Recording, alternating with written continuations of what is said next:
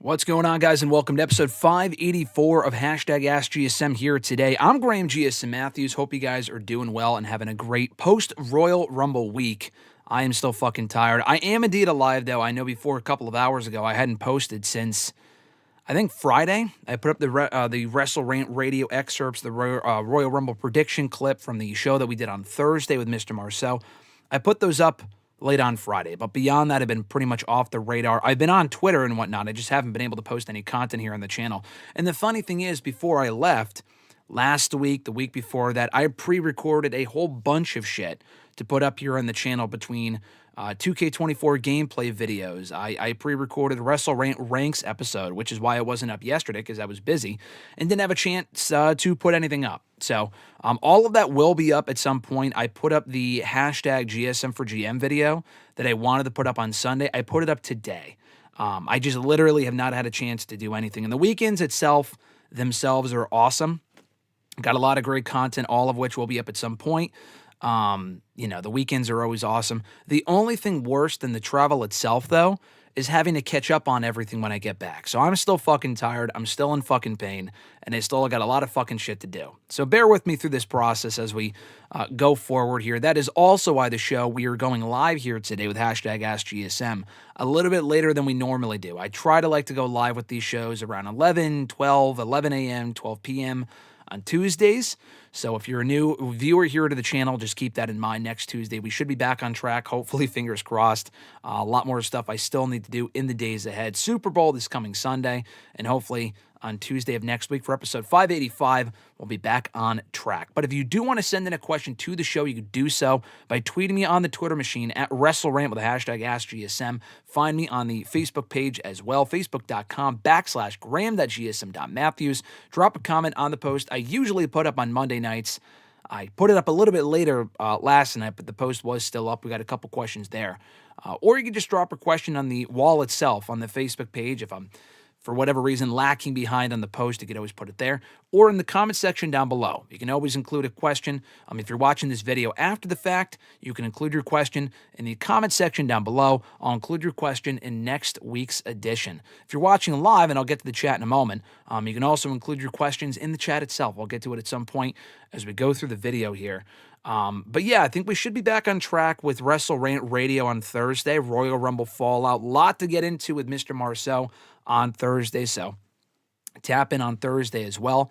I did not do a SmackDown review on Saturday from this past week, a SmackDown live stream, our first one that I have not done in 2025. One, I had other obligations on Saturday.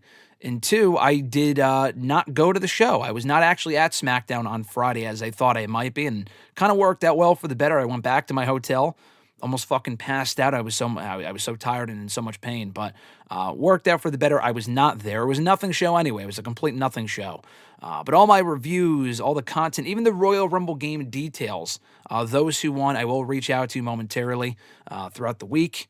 I just literally have not had a chance to really do anything. It's been one thing after another. So again, just bear with me as I put up all the content from the last week. And we'll get into the questions in a moment. Richie joining us. I appreciate it, my man. He said, we are so back. 4-hour stream. Definitely not today. I will probably be here on the shorter side just because I got a lot of shit to do. But, we'll say, you know what? I said that one other time when we went 3 hours a couple of weeks ago. So I guess you never really know. But he also said, thank you for the retweet on Twitter. Brother, I appreciate it, by the way. Yeah, no problem. Richie also does great content, so check out Richie's stuff. Reviewing the Royal Rumble. Richie has his own channel, so check out his stuff. Obviously, if you're in the chat, just click on his name in the chat, Richie, Red Planet Wrestling. He does a lot of great stuff, so check out Richie's content as well. Absolutely, I love to spread the word about other people doing great stuff. And Michael also said, Kevin Owens is a loser. Always talks a big game, but fails in the end. He's starting to feel like Dolph. Also, what's up?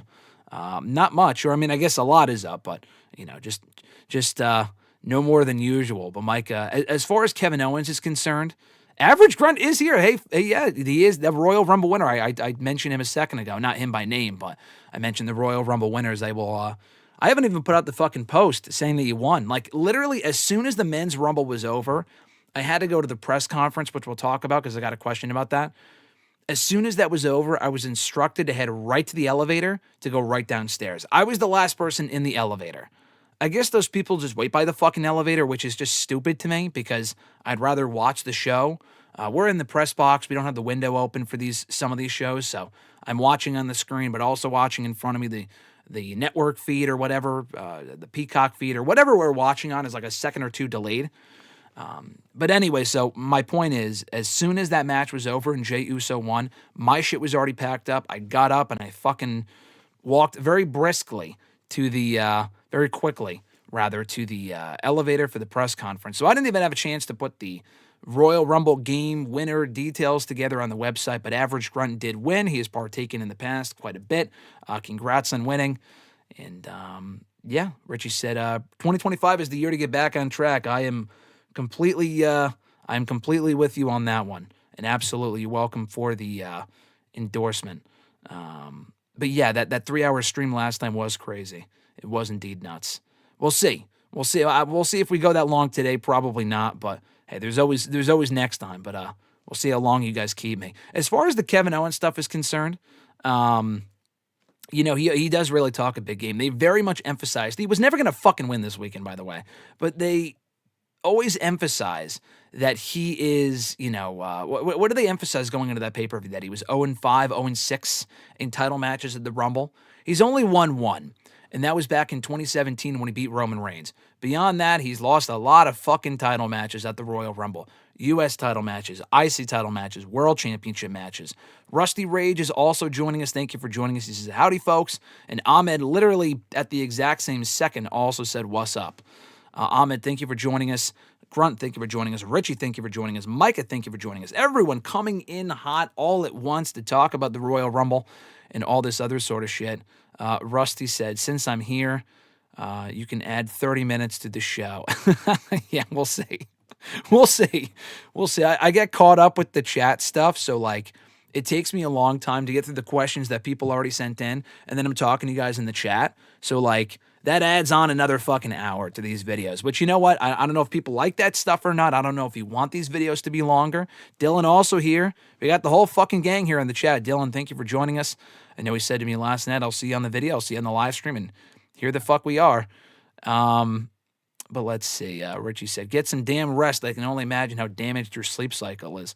Yeah, it's bad from the last couple of days. I've been trying to do a better job in 2025 of getting more sleep and whatnot, and I actually have.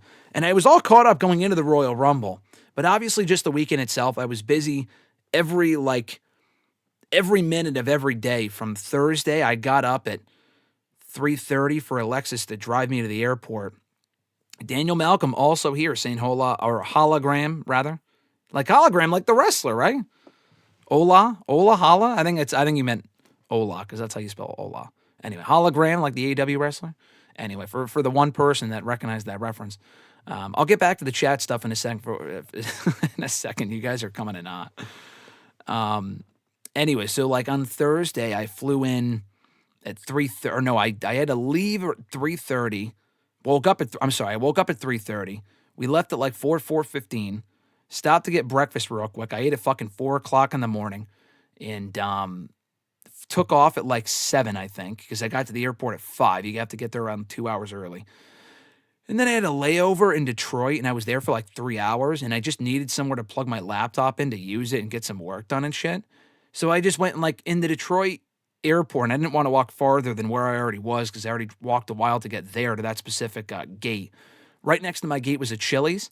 And I was like, fuck it. I'm not starving because it's 10 o'clock in the morning, but I already ate 6 hours earlier. So I'm like, you know what? I'll probably get something here. The issue was I got there at 9:45 or 10 in the morning. And the problem with that was that they don't start serving lunch until 10 or 10:30 rather. I remember looking at it like I was a half hour off, and it didn't really look like the waitress wanted to wait. So I'm like, fuck it. I ordered a breakfast sandwich, even though I already ate breakfast 6 hours earlier. So technically I had breakfast twice and didn't eat dinner until 7. So it was crazy. And then that night, because I was getting shit done, I watched Severance. Shout out to Dylan, who I know you watched it as well. Not with me, but you watched it with Alexis. I watched that on Thursday night at midnight. And I think I went to bed around 1 after already waking up. And I did not fall asleep on the plane. Sometimes I do. I did not fall asleep on the plane. So I was up for a good fucking 22 hours on Thursday. It was crazy, man. Crazy day. Then Friday was nuts. Saturday was nuts. A lot of shit. I'm looking forward to Vegas. Vegas, at least, you can walk around everywhere. That's going to be very similar as far as the amount of shit that's coming on. Even more so. WrestleMania is fucking crazy. But listen, I got the belt signed. I'll get back to the chat in a second. But, part of the reason as to why I was walking around so much and I was so busy, honestly, if I didn't have to do this thing that I'm about to show you, I probably would have had more time in my hands. But I had to go to the Superstore 3 different times, twice on Friday and 1 on Sunday, for the, which I know I've been asked about here on these streams before, so I'll just show you right now. The replica, 10 pounds of gold, Intercontinental Championship. Here that puppy is. I'm not going to go through every autograph like I told you guys on another video. I will do a separate video on that. But here's the front. Looks like an average replica Intercontinental Championship for those that haven't seen it. I posted pictures on Instagram and Twitter over the weekend. Here are the autographs, all right? Here's a couple of them. Sami Zayn signed right there. I had Kevin Owens sign. I don't know if you could see that. Kevin Owens signed there. I had him sign right next to Brett and Sean, and he really appreciated that. I told him, he's like, hey, no fucking better place to sign than right next to 2 legends that I admire. And I was like, absolutely. So those are those. And then here's, oh God, this thing is so fucking awkward to hold. And here's all the autographs. I'll kind of quickly, again, like I said, I'll go through it a different time, but I just wanted to mention it because it was relevant. And then Miz signed they're right in the middle. I don't know if you could really see that, but the brightest white under the middle of the belt, that's Miz. And he was actually the most disappointing of all 3 people that I met. And I've interviewed Miz a whole bunch of times, and he's always been great. Never fucking remembers me, I don't think. But he's always great to talk to. I don't know if he was tired or what, but I tried to get some. I mean, it was also a quick interaction, but so was the Kevin Owens one and the Sami Zayn one. Kevin Owens remembered me, which was funny, and he was really fucking nice. Sami Zayn was cool, too. Definitely didn't remember me, but he was cool. And the Miz was kind of disappointing. But you know what? Listen, I got his belt I got his autograph on the belt, so that's really all that matters, I guess, right? So if I didn't have to do that, I probably would have had more time on my hands. I also spent way longer than I should have talking to a lot of fans and people that I know. I was in conversations with people outside of these buildings because, I don't know, a lot of these people come to these shows alone, whether you're in media or just a fan or whatever. And I feel bad, so I want to strike up a conversation. Usually, I don't really initiate. Usually, they we talk and whatever. But I keep it going, and I like to make people feel like they're not there alone. Because I was actually there alone. Alexis didn't make it to this trip, but she will be in Vegas for that one. So anyway, before we get going with the questions here, let's look at the chat real quick. Average Grunt said, the 1 year someone finally went from the 20 spot, my favorite number and the spot I always gun for this year, it's Jay fucking Uso. Hey, listen, 20 was bound to pay off at some point. And Average Grunt, it was funny because he tweeted me. He tweeted me during the show, and he goes, can I get a sympathy shirt just for picking Jay Uso, joking that Jay wasn't going to win? And then he fucking won, and then he tweeted me again, never mind, I'll take the real thing. It was funny. So I'm glad Average Grunt, I don't think he's won one before, to my knowledge. I could be wrong. But congrats on winning the Royal Rumble game. That's how it works. It was him who won the men's, and the gentleman named Craig. I don't know his handle off the top of my head, but he won the women's. So I'll talk to you guys over DM in the coming days. I'll put out the official post that you guys won the game, probably today. I just haven't had a chance yet. Rusty said, I'll probably ask 5+ questions. Hey, that's totally fine. If you guys got questions, let me know. Daniel, I already said, hola, thank you for joining us. Ahmed said, KO, Kevin Owens had every right to attack Sami. He literally did nothing to help at the Royal Rumble. He just watched him get destroyed by Cody, all bloody and shit. KO was right. KO was right. I can't say he was wrong on that. I agree. Micah said, one thing I will say is that Kevin Owens does deliver great matches at the Rumble. Ambrose 2016, Roman 2021, Roman 2023, last year against Logan Paul, and this past weekend with Cody. Kevin Owens, even though he never really wins when it matters most, he has not held a world championship in 8 years. He has not won the Royal Rumble since 2017. He has not held a championship, a singles championship in WWE. He held the tag titles 2 years ago. He has not held singles gold in WWE since 2017 when he was United States champion. That is fucking insane. But one thing you cannot say is that he does not look good in defeat. He always looks great in defeat, and he's fucking over. People love Kevin Owens. Face, heel, doesn't matter. The guy is awesome. So it's not like he's any less over. At some point, I do want to see him win the big one. You really could have given him the world championship at Saturday night's main event and have him lose it back to Cody at the Rumble, but I digress. Still, Kevin Owens is great. Daniel said, wish I caught you in Indy, maybe next time. Daniel, the thing was, I was thinking about you over the weekend because I knew you were going. And I had said on a stream before I went, I said, listen, if you're going and you want to meet up or something, like there was one person I had known through Twitter. Her name's Christina. Shout out to her. I've known her through Twitter for well over a decade, probably like 12, 13 years, a long fucking time. Maybe even 14 years, but it's been a very, very, very, very long time. And I knew she was going. She was supposed to go to SummerSlam, didn't make it. She went to the Rumble instead. She was going to the Superstore around the same time I was there. And I was like, listen, just if you're hanging out, let me know because I'll be in the signing for The Miz or whatever. But when I'm done with that, we'll hang out. And I was talking with her for like 10, 15 minutes.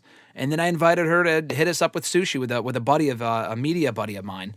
And she joined us for sushi and it was great. So I wish you could have been there. Had I known, like I knew you were there, but I don't have like your contact. So if you're on Twitter, Daniel, let me know or something. Or Instagram or whatever the fuck, let me know. And I would love to hit you up and meet you in person. I'd love to meet anyone I interact with on Twitter or YouTube or Instagram that I've never met before in person. I feel like it's a really cool thing, especially if we've been, friends or, connected or whatever for a very long time. So just let me know on that. And I will definitely be back in Indianapolis. One, I like the city. Everything was close.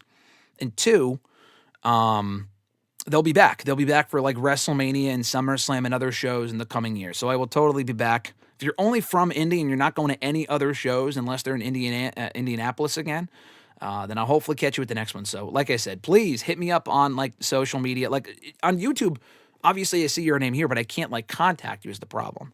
So if you're on the other social media apps, please, please, please hit me up. I would love to see whoever I can at these weekends. It's the best part of the weekends for me. Rusty said, the only spot I hated in the Women's Rumble was that mass elimination spot. Yeah, that fucking sucked. I did not like that because like 7 women got eliminated at once, 5 or 6. And it was cool for Nia to get numbers, but it's like who got eliminated? It looked sloppy. It was like slow. It wasn't like a quick thing. Very weird. It kind of got lost in the shuffle. Are people still in? Are they not? It's fucking dumb. Let's see. Also, yeah. Hi, welcome to Chili's. Yeah, yeah. Are you talking about that commercial, Richie? Are you talking about the commercial? Because that's I kind of forgot about that. 22 hours is nasty. I think I was hallucinating at the end there. Rusty said, entertainment. ... If you saw it, what are your thoughts on the Buffy revival that Hulu is supposed to or is going to be doing with SMG returning to play Buffy? I was never a Buffy guy. I know what Buffy is, but I did see the news. I have no interest in it either way because I never watched the show. I think it's cool for anyone who watched the original show. Everything is getting fucking revived nowadays, for better or for worse. Some of it is garbage and some of it is great. Even Monk, my favorite show of all time, got a revival in the form of a movie on Peacock a year or so ago. I want a new fucking season is really what I want. But a movie is better than nothing. Psych got a revival in the form of a movie. So like all my favorite shit has gotten revived and whatnot. I never watched Buffy, so I can't really comment on that specifically. But honestly, I'm here for the revivals. More so the shows than movies. The movies are typically fucking garbage. When they try to revive shit, remake it, do a sequel after 20 fucking 30 years or whatever, those are typically trash. But the shows tend to usually be well done. Yes, Richie said, the belts. And Ahmed said, what a beautiful belt. Yeah, it's a nice piece of hardware. You know what? I will say this.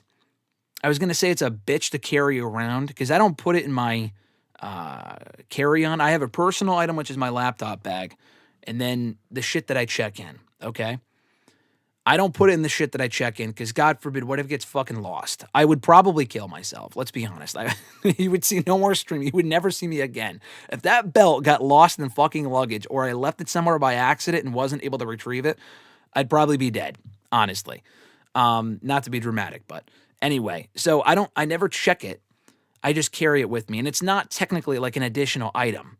I mean, honestly, it's like a belt that you wear around your pants, right? So like, I thought they would give me shit about that in the past if I had like a personal item, that being like a laptop bag or a backpack or some shit in that, but they don't really give a fuck. They've never given a shit. So I used to wear it around my waist, which looks stupid. So now what I do, and it's really funny because I'll take it out of the bag. I had it in the bag on my way to Indianapolis, but it gets so many like looks. It's just the funniest thing that people are either fans and they see the signatures or they're not fans and they're wondering what the fuck it is. So I took it out of the bag when I was leaving Indianapolis, that airport. and I was going through to back to Connecticut, and I had a layover in Charlotte. So I had the belt around my shoulder while I had my laptop bag on, and I could not, I have never been looked at more in my entire life. The attention thing is funny because, first of all, I don't look like a wrestler, but I think they just see the belt. A lot of people have no idea what the fuck it is. Like in the past, I would be asked, "Oh, did you wrestle?" Like, or do you wrestle? And I always am honest, and I'm like, "No," but there was an old woman. There was an old woman when I was walking to the Charlotte airport on Sunday, and I couldn't hear her because I had my AirPods in, so I took my shit out and I go, "Hi, like what's?" Because she stopped and like started talking to me like in the middle of this terminal, and I go, "Hey, what's up?" And she goes, "What's that?" I go, "Oh, it's a wrestling belt."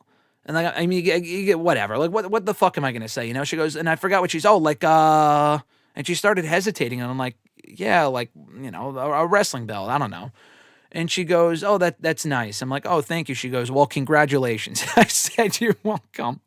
So I think she thought that I won the fucking thing. I'm like, "Hey, you know what? If they think," a lot of people said that to me too. I was honest and I said, "No, it's just a wrestling belt." They're like, "Well, you should have lied and said that it's yours." Like, you know what? I'm like, you know what? I always say, and that's literally how the conversation goes every single time. I go, "Yes, I should lie and say that this was mine." But then they'll ask me who I am and ask me if I'm famous. The answer is no, far from it. So it's really fucking funny. Let me get this thing again. Hold on.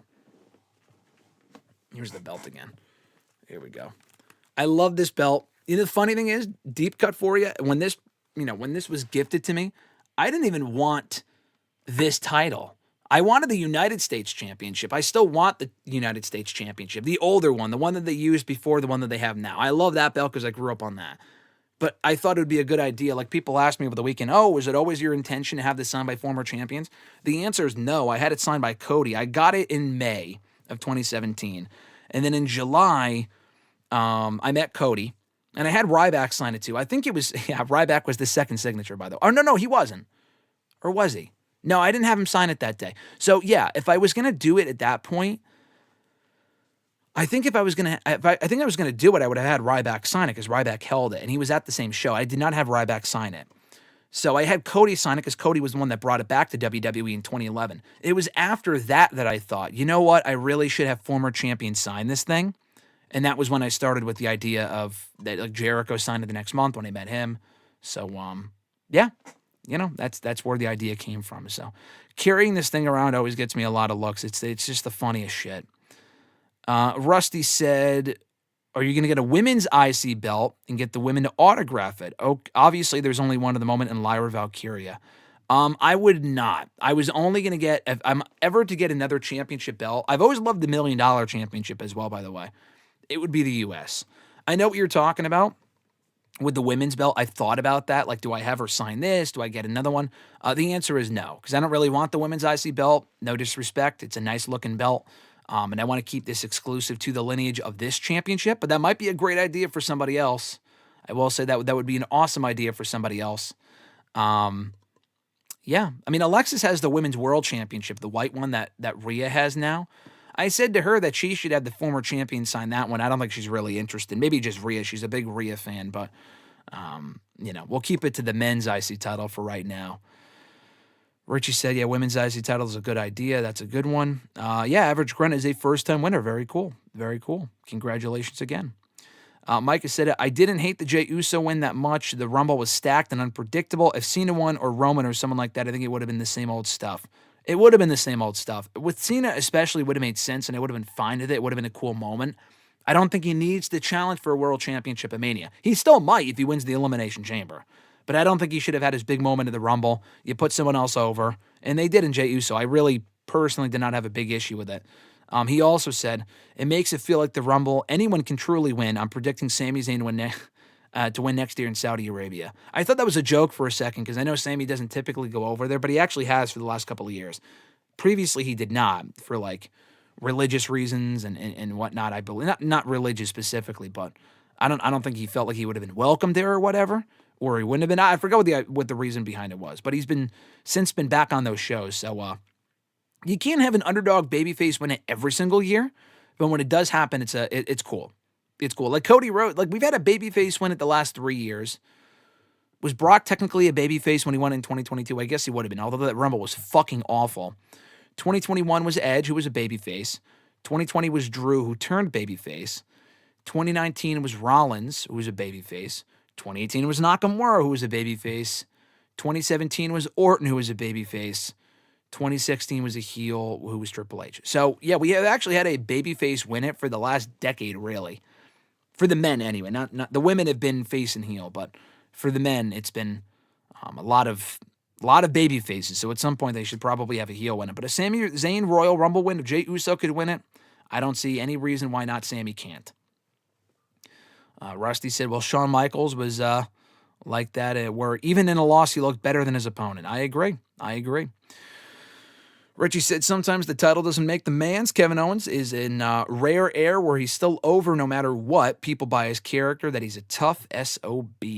I agree. He's a fucking tough son of a bitch. He's that bump was a pretty crazy bump. The Average Grunt said, the first time I met Owens, Steen at the time, he randomly assumed that my name was Matt. Spoilers, that's not my shoot name. Apparently, I look like I'm Matt. That's really funny. Two things. One, Grunt, I remember you shared a picture that you met Frazier. I think that's how we first met on Twitter about 12, 13 years ago. I'm still jealous. Or maybe it wasn't that you met him. I think it was just that you liked the show. If you met him, then I'm jealous. If you didn't, it's fine. But I love Frazier. It's a great show. But anyway, yeah, Kevin Owens is a very nice guy. Whether he's a heel or a babyface, he's fucking funny. He's a really funny guy to talk to. Rusty said, shoot, you've known me through Twitter for what, like 10 years now? When did you start with BR? Yeah, Rusty, I've known you on Twitter for a very long time. Probably 8 years? At least 8 years. I remember speaking to you on Twitter back in 2017. It might be older than that. When did I start with Bleacher Report? 2010. So I don't know if you would have been following my work at that point, but I've been writing for BR back in for the last 15 years, dating back to 2010. Let's see. I'm dating the chat. I fucked up the chat by accident. 1 sec. I'm just scrolling back. Grunt said, also, I 100% agree with you, Ahmed. Owens did nothing wrong. Daniel said, from Jersey. He's from Jersey, but I live in Chicago. Will probably be at SummerSlam. Well, listen, Daniel.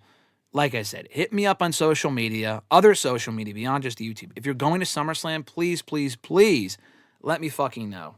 I would love to meet you. Average Grunt, I have not met you in person. That is a fucking travesty, and it needs to happen.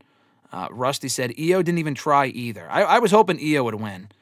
She did not, which sucked, but hopefully eventually. Average Grunt said, well, that involves you finally getting your ass up here to Maple Land, Cram, LOL. Listen, I have been to Canada. I was in Montreal for Elimination Chamber 2 years ago. We almost did an impulse trip, Mr. Marceau and I, to Toronto. It just wasn't going to work out. I have other trips planned. I'm burnt out on traveling right now anyway.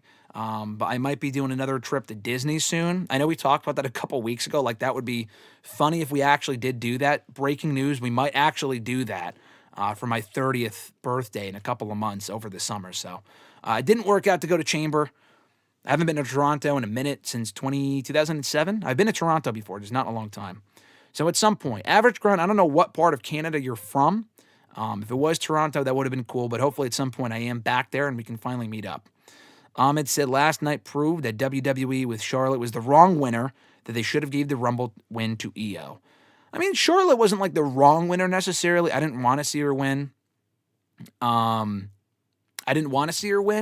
But I mean, it made sense because hopefully she faces Charlotte. Io really would have been a better winner. If you really want to shock people and go with the non-predictable route, you go with people like Io. They did not. Maybe they worked their way back into that by having Io. I mean, she failed to qualify for the Chamber last night. I think she'll win a last chance qualifier and then get to Mania. It really should be Rhea and Io at Mania. There's no fucking way that you tease Rhea and Io. And by the way, do that at Chamber, which would it's cool, but that's the Mania match. You don't do that match, and then you don't not do that match, and then do Rhea and Becky instead. Love Becky. We'll talk about Becky here today. Obviously, that's in the headline of the video. I don't want Rhea and Becky again at WrestleMania. I think when you have other options, when you have Bianca, you have Jordynne Grace, you have Io, and then you just go right back to Becky, even though we saw Rhea beat her a year ago. Yeah, Becky could get her win back, but for what? Like, what does that really accomplish? Becky was also champion right after that. She won the belt when Rhea had to vacate it. So it's not even like she hasn't been champion. She was champion for like a month. But still, I mean, it's better than nothing. Dylan said they need to revive the original OG Ben 10. I never really watched Ben 10. I watched Ben 10 a little bit. I remember the show. It was a good show. I think it was on Cartoon Network. Honestly, they revive everything, so I wouldn't be shocked. Micah does it, saying, rumor is we're getting a Jurassic World reboot movie. Well, I mean, we are getting the fucking movie. It's happening this summer. And the trailer is supposed to debut during the Bowl of Soup this Sunday. Yeah, I've heard that. I know the Fantastic Four trailer dropped. I did see that. I did not watch it.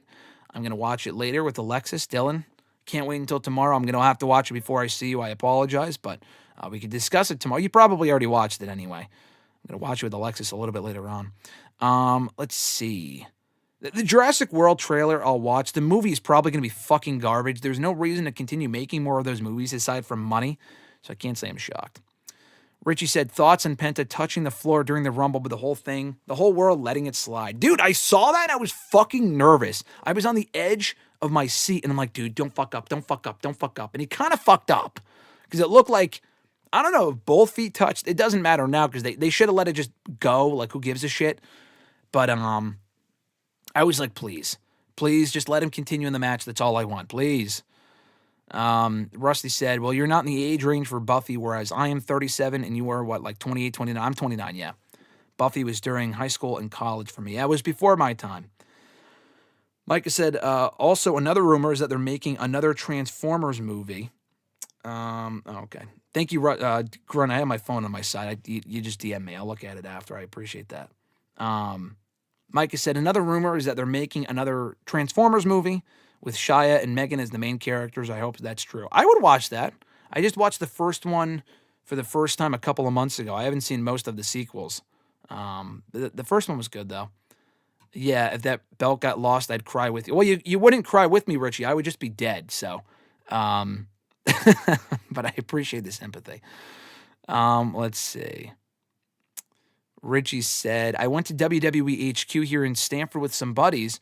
All of us are carrying replica titles, and this older Hispanic couple called us over because they wanted to take photos with us and the titles. Yeah, dude, I'm serious. It's funny. When I was in the airport, no one took a picture of me to my knowledge, but when I left the signings, like the fans that know the belts, obviously, because everyone's got a belt of those things. Most people have the WWE title. They don't really typically have the other belts. But people wanted to take a picture of the belt, which was cool, which I appreciated. But yeah, it's funny when you see people outside, like in public, and they don't know. Like they think you're like, oh man, where the fuck you win that? You a fighter? Yeah, you know what? Yes, I am. I am a fighter. Richie also said, we took a photo by the giant title outside of HQ, and they saw us, and we must have thought we were wrestlers, LOL. Like, seriously. The IC title gift seems like a happy accident.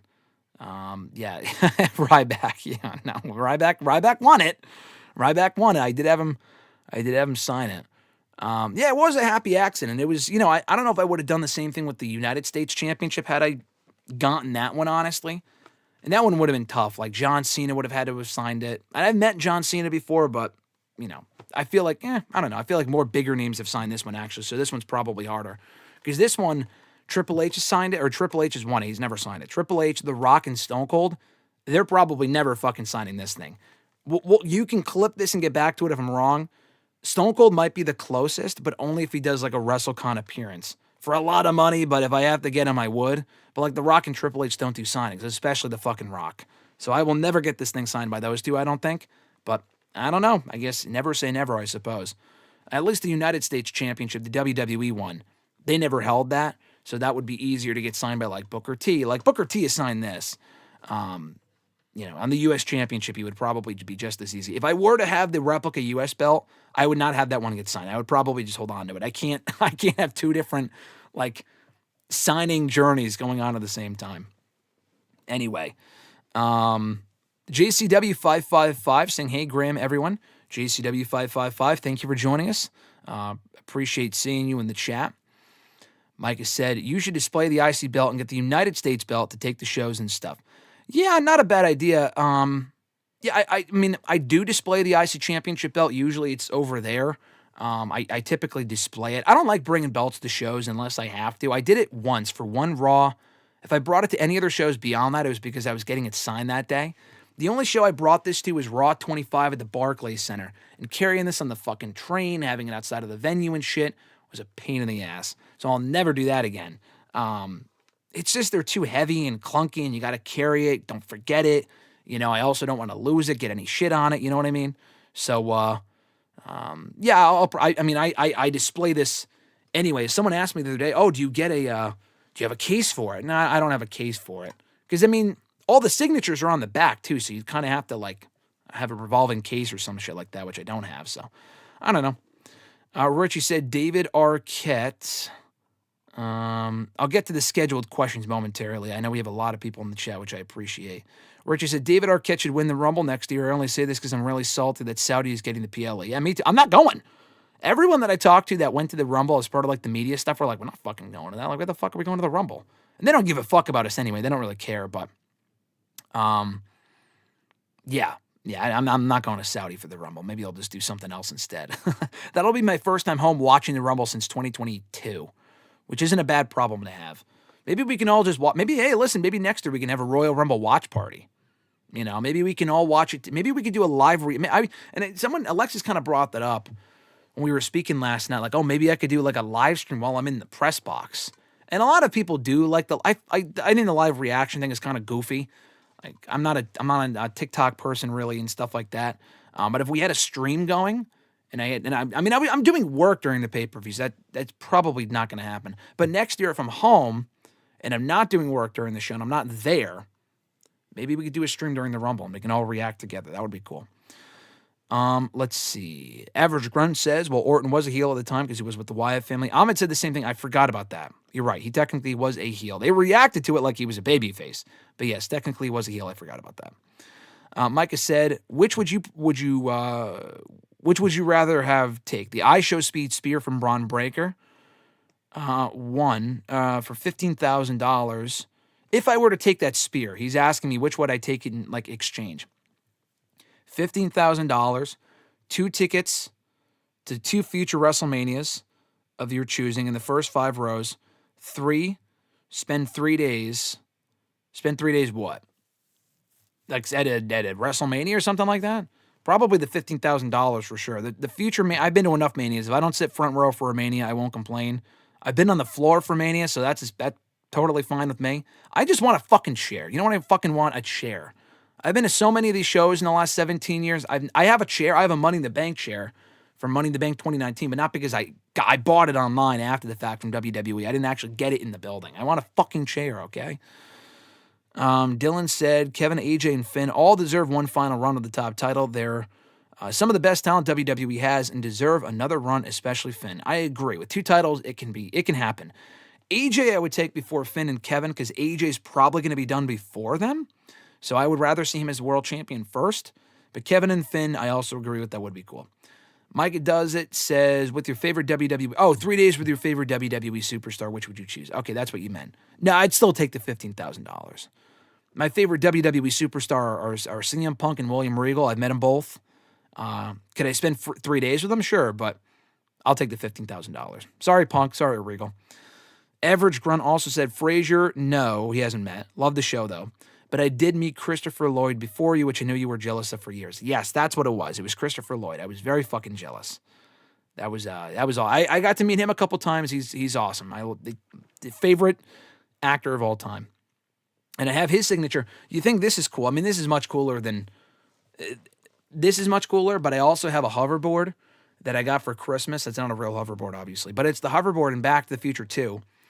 And I have it positioned over there. I can't get it right now. It's on that's on more display than this is. This is easier to. I'm still in the process of unpacking. That's why I even have this right now. But the hoverboard, I have his signature on it, Christopher Lloyd's, Michael J. Fox, which I got a couple of years ago. I have Biff's, which is Thomas F. Wilson, and the woman who plays the mom, whose name is escaping me right now. I mean, I could add more signatures to it, but honestly, if I have those 4 core actors, I'm content. I don't think the dad from Back to the Future does any autographs and shit. Maybe he does. I don't know. He doesn't tour with them. I know that. The 4 Back to the Future people thankfully tour together, so it's easier to get them. But I completed that not trifecta, but that goal of getting all 4 signatures on the hoverboard a couple of months ago. So that's also cool. I think this is cooler, but that's also, I think, cool too. Dylan says, Io and Jordan Grace should have won, in my opinion. I'm sick of Becky and Charlotte, to be honest. I don't blame you. I understand. I get it. I get the fatigue. Rusty said, I hate that the chamber is no longer for the World Championship and is now a chance at the belt at Mania. So now we have belt to belt or back-to-back PLEs that are for the same thing. No, listen, I like that actually. Because if you put the belt on the line in the chamber, they never fucking lose. You know how many people they've done, how many title matches they've done inside the chamber in the last 12, 15 years? And almost every fucking time, the champion retains. And I hate that because it should be statistically impossible for the champion to retain in a 6-on-1 scenario. Yet they retain every fucking time because it's predictable. So I'm kind of glad they don't do that anymore. The number one contenders thing, I think, is more unpredictable. Rusty said the Jurassic Park trailer comes out tomorrow. Okay, I'll have to check it out then.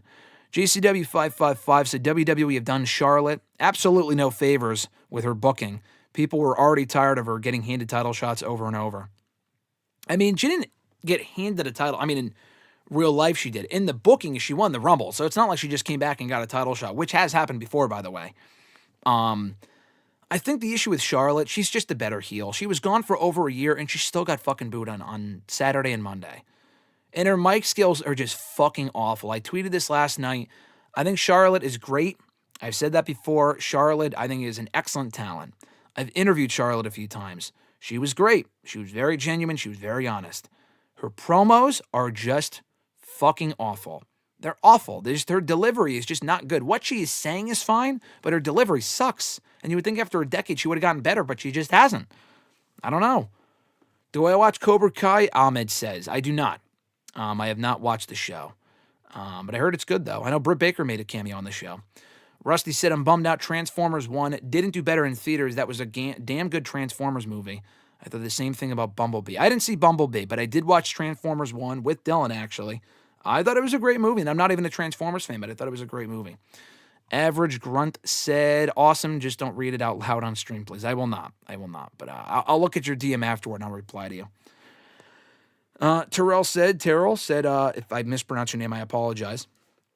But you had mentioned in the chat, I would rather see Io versus Rhea. It should have come down to Io and Charlotte with Io getting the win without Charlotte looking weak. Give Charlotte an underdog fight and have her feud with Tiffany. I agree. I think Io should have won over Charlotte. Charlotte, it will just never be an underdog. She's just not. No one will ever see her in that light. She's coming back with the exact opposite character where she's calling herself a top girl and she's acting like a fucking bitch. So she will not be an underdog. I don't think people will ever look at her in that light. So just embrace the hate, run with it, make her a heel. That's what I got to say about that. Dylan says, if I were to have someone sign my belt, it would be the Go RKO. I know we were talking about that last night.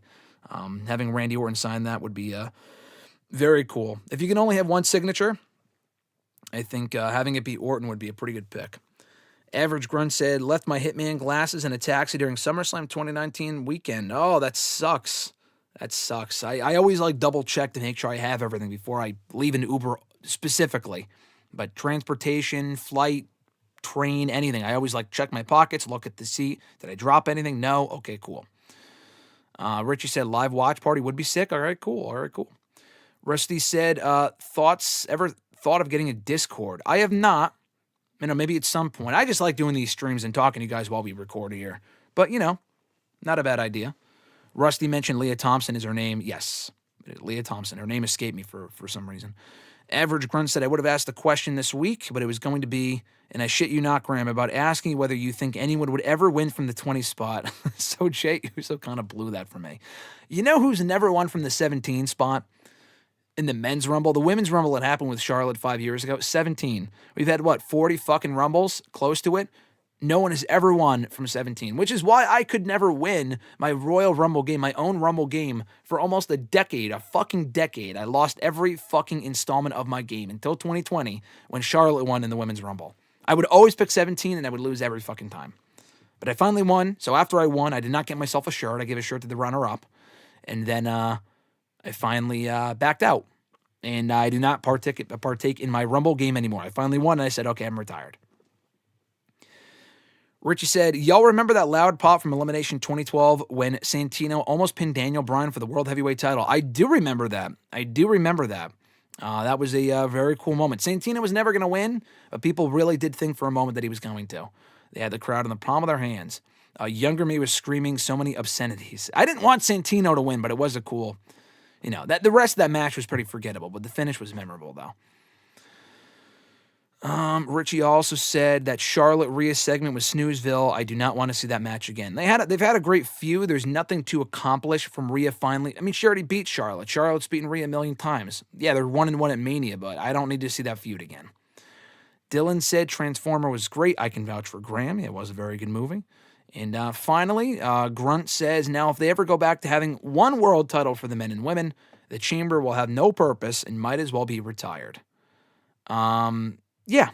Yeah, exactly. If they go back to having one world championship. But to be fair, though, the Chambers are not always for the world championship related stuff. In the past, they've had Chambers for the IC title. 2 years ago, they did one for the United States Championship. They've done one for the tag titles a couple different times. So the Chamber doesn't always have to be for a world championship or a number one contenders. If they went back to having one world championship, they can make it for the fucking belt. They absolutely could. Like for a mid-card belt or a contenders match or whatever the fuck. I would be fine with that. Just don't make it predictable. Rusty said, I'm shocked there were no TNA knockouts in the Women's Rumble. Yeah, they had a lot of other NXT women. I thought Masha might be in it, but maybe they thought she wouldn't get a great reaction. Honestly, they use so much of the knockout crossovers on NXT, so I'm okay with them not being in the Rumble, but they had so many other women. Like Jordan Grace wasn't TNA, but she just came from TNA, so let's count that, I guess. But I guess last year Naomi came back and she was from TNA and Jordan Grace was literally from TNA. So they could have done it, but you don't want to have the Knockouts champion in it every year because then it just becomes predictable. But hey, we had to keep a spot open for Nikki Bella, so sorry, Masha. Nikki Bella's number 30 instead. Ahmed said you should watch CK Cobra Kai. It's really good. The last 5 episodes come out on Netflix. I think it's Netflix. He said next Thursday. I saw it on Netflix. Yeah, maybe at some point I'll have to watch it. I mean, with enough recommendations for a certain show or movie, I will watch it. I've seen this Karate Kid movies. I don't know how many of them I've seen, but I definitely watched a couple original ones. I would probably watch those and then the show, but at some point, maybe I'll watch the show. I've heard it's good. Abu Sika, thank you for joining us. I appreciate it. If that's how you pronounce your name. If it's not, I apologize. I believe it's Abu Sika. Greetings, Graham, from Nakasolingola. Again, if I mispronounced that, I apologize. But you also had mentioned Charlotte never makes herself endearing as a babyface. No, she fucking does not. You know, like I said, listen, dude, if she was gone for over a year and still got fucking booed, it's not even like absence makes the heart grow fonder for her. It just people still do not like her. They do not like her, and her delivery just sucks. So I apologize. I apologize, Charlotte, but she's just not a great babyface. She's just a much better heel. Abu Sika also said Tessa would have, and I think I believe I pronounced her name right because I think it might be a different Abu Sika, but I know there's an Abu Sika who contributes to Solid Monster streams, and I believe it's spelled the exact same way. I don't know if you're the same individual. I doubt it.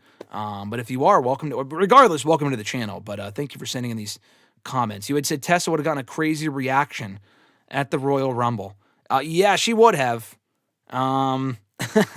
To say the least. She should not have been in the Rumble. WWE should not fucking touch Tessa. Should not touch Tessa. Well, literally, but also not figuratively, until that whole controversy blows over. Until she apologizes or people just move on from it, which people so far have not, which I understand. It's not going to go over well. She just got "You're a racist" chant on the TNA pay-per-view a couple of weeks ago. You're not going to put her in the Rumble just yet. Not anytime soon, anyway. If that wasn't the case, then yeah, she would have been great for the Rumble. But until then, her and like Charlotte being in the Rumble would have been cool. But until then, I don't think it's going to happen. Mike has said, what is more over, the yes chant or the yeet chant? Yeet. Yes. I thought you meant yeah, like the LA Knight yeah. I'm going to go yes because I feel like yes became more of a global commodity. Like beyond wrestling. Yeet is already a very popular word. Yes is a word, obviously. But I saw more Daniel Bryan yeses, like in basketball games. And it's happened with Jey Uso a few times.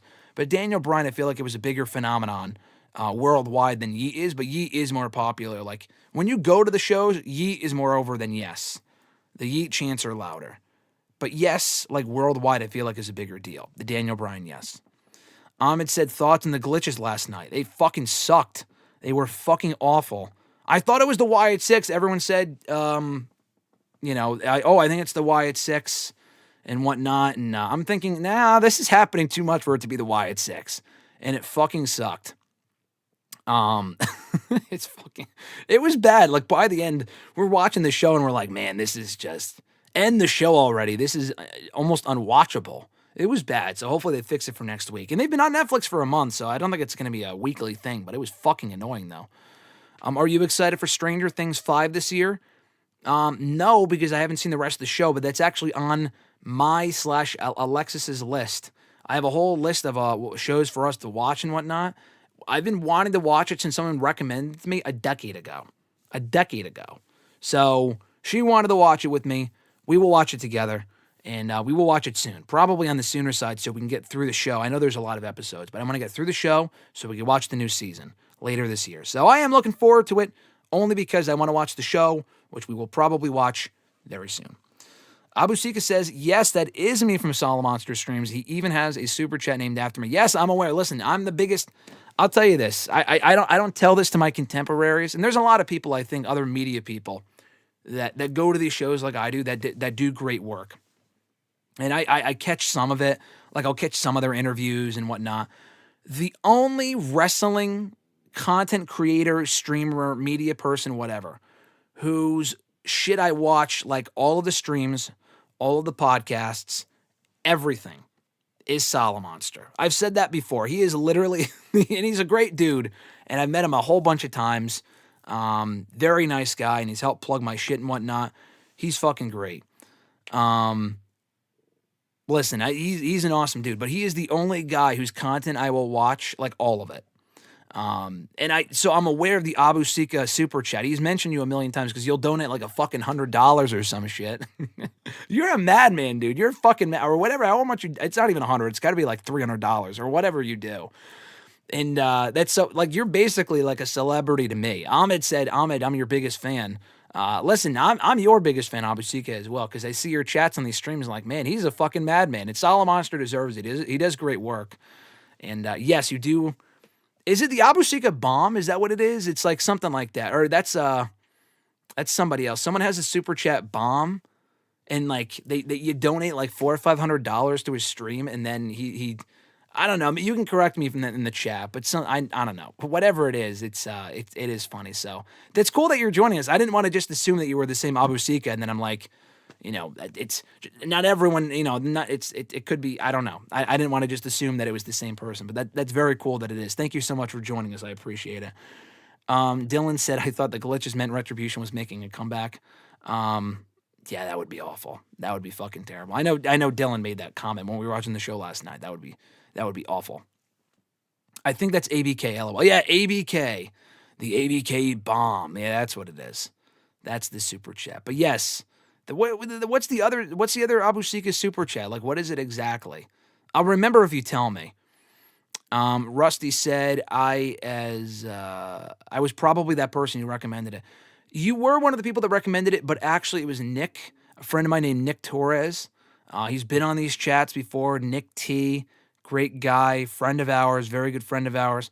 When I worked with him at the time, he said, you got to watch Stranger Things. And it was in the back of my mind since then. That was back in June of 2016, almost a decade ago. And you, Rusty, were probably also telling me to watch the show as well. But I know Nick was the first one to bring it up. And I still have yet to watch it. Almost 10 years later, I've yet to watch it. But we're going to watch it together. Let's see. Millennial Noob, thank you for joining us. He says, hello, Graham. How you doing today? I am doing well as I can be, considering I'm fucking tired and still caught up or still behind on shit, and I need to catch up. But I considering the circumstances, I'm doing okay. Richie said, I hope you're doing well as well. Richie said, those glitches on Netflix had me screaming, and they had the audacity to raise their prices. Yeah, fuck that. They raised their prices, and they were like, hey, watch the shitty stream. And again, granted, Raw is usually fine, but isn't it funny how that works? Like, you pay more for these streaming services that used to be like $5 to $7, and now they're like $10, $12, $20, whatever the fuck it is, especially without ads. You watch these streaming services, you pay a shit ton if you are subscribed to a bunch of them, and then the streaming either sucks or they take content off of said streaming service. Isn't that funny how that works? Like, you pay all this money for ads and shit, and then the shit that you're watching these streams for, that watching these these apps for, these streaming services for, they take these shit away. It's fucking stupid. Abu Sika said, yes, that's what the, so fucking dumb. Yeah, the Bukaki super chat, LMAO, that's what, Ahmed knows too. Ahmed must be a Solid Monster guy, because he said, Abu Sika, the Bukaki Ghost is a hilarious super chat from, it's so fucking stupid, but it is funny. I'm the Bukaki Ghost. Abu Sika, whatever the fuck it says. It's just so dumb, but it is pretty, it's fucking funny. Yes, Abu Sika, that's exactly what it is. Thank you for joining. Like I said, I appreciate you being here. The fact that you're on this stream right now is hilarious. I'm not disappointed. Daniel knows too. Daniel Malcolm, by the way, I was wondering this because I know I've heard your name before. You're also from the Solid Monster streams, are you not, Daniel? Because I've heard Solid Monster mention your name before. Maybe, like I said, I thought that might have been a different Malcolm or a different Daniel, but let me know. But if you're also sending in super chats to Solid Monster, then that's where I know your name from as well. I listened to all of his streams. He didn't do one last night, so I was disappointed. But Bukaki is crazy. Yeah, the original stream from when he said that was hilarious. Solid Monster was so red. It was so fucking ridiculous. It's ridiculous. What was I even saying? I don't even know what I was saying, but I don't know what I was saying. I have no idea. I don't even know what my name is. I have no clue. Richie said, what did I miss though? We went to go heat up my lunch, so I'm super locked in now. All right, cool. Great you have your lunch, Richie. I have not eaten lunch. That's what usually happens. I do these things before I eat. By the time I'm finished, it's going to be like 6 o'clock p.m., so I don't know what I'm going to eat at this point, but nothing. We didn't really miss much. You missed a Bukaki super chat, Abu Sika joining us, but you didn't miss much beyond that. We're talking about Stranger Things. Richard did ask me, did I watch Squid Games? I have. I watched the first one. I watched it late. I watched it in 2023, but I loved it. I thought it was great. I did watch season 2 with Alexis soon after it came out. We finished that. We're locked in. We're ready for season 3. I actually did a quick review of Squid Games in short form here on the channel. I haven't put it up yet, but I recorded it a couple of weeks ago. That should be up at some point in the next couple of weeks. It's a minute long. I just give my quick thoughts on the show, but yeah, Squid Game Season 2 is very good. It was a lot better than I thought it would be. I thought it would feel forced, like, oh, they're just doing this because the first season took off. You could have just done the first season, not done a second one. But the second season was good. And I know they just announced Season 3 for June 27th. So I'm looking forward to that. Rocco Perozzi, thank you for joining us in the chat, my man. Rocco asks, how do you feel about John Cena's winning the belt in December, retiring, and then making a new champion in the Rumble match? I have said that before. I think that'd be a great fucking idea. I feel like that'd be really cool. I would be so for that. I feel like that would be awesome. I don't think they're going to do that, but I'd rather see that than Cena winning the belt at Mania. I don't need to see that. Dylan said, Stranger Things is great. I've seen all the seasons and binged each one that were released. CW for can't wait for season 5. Yeah, Alexis said that you had seen all the episodes. I didn't know if you just watched the first season like she did, or if you watched all of them, but you said you watched all of them. That's cool. You'll probably catch us watching the show very soon, and you can watch it with us if you would like, but we will be starting Stranger Things very soon. Don't tell Alexis, but we will soon be starting it for sure before the season, the fifth and final season comes out. Richie said, this is why I'll always get physical media. Exactly, me too. I have a whole thing of DVDs right over here. I collect DVDs, wrestling DVDs, movies. I'll never get rid of them, unless it's shit that just, it's pointless, but I always collect physical media too. I don't forget about it. Let's see. Ahmed asked, do I watch JD as well? JD from NY. No, I don't watch JD. I know Solid Monsters, obviously, they do a show together. Literally, like I said, guys, Solid Monsters, like the only person I will watch every single fucking video from. It's just like a comfort thing. I'll watch all of the streams, listen to the podcasts. There's plenty of other people whose content I will watch and check out videos from and help support, and I'll watch their shit. I'll watch their videos, but like the only wrestling content creator I will watch every single fucking video from, just because I don't have time really for anything else, is Solid Monster. I think he's just one, fucking funny, and two, he has great analysis, and Solid Monster is just great. So no, I do not watch JD though. I will watch clips of his. Maybe because I've clicked on a couple of his clips on YouTube/Twitter, I get more of it in the algorithm. I don't know, but I've seen more of his clips recently, and I don't love like the yelling.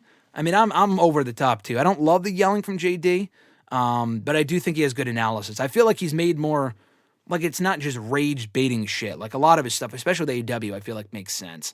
But that's his personality, is like the yelling thing and the getting angry thing. Solid Monster will do that very rarely as well, but not much as JD. But JD, I think he obviously he's built an amazing following. He's been around for a long time. He does good work as well. But I do watch some of his stuff that comes up on Twitter where he goes off on AEW. Honestly, a lot of that shit's pretty fucking funny.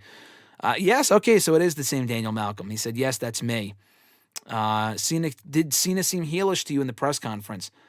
A lot of people said that. Richie just said he agreed. He said Cena seemed emotional to me. Great promo. Oh no, you didn't agree with that. You just said he seemed emotional. He didn't seem heelish to me. Alexa said that to me. I'm like, he's not turning heel. They're not turning him heel in the 1 year where he's going to get cheered all year. He did seem passionate and emotional. We'll see if they plant more seeds, but no, he did not seem heelish to me. He kept mentioning best for business. He did. We'll see if it goes anywhere. I just honestly think it's more of a case of him just being passionate about, the fucking winning the championship thing. So we'll see if he turns heel. I don't think it happens. Would they really turn him heel for a feud with Cody? That would be intriguing. Will they do that? Probably not. I don't know.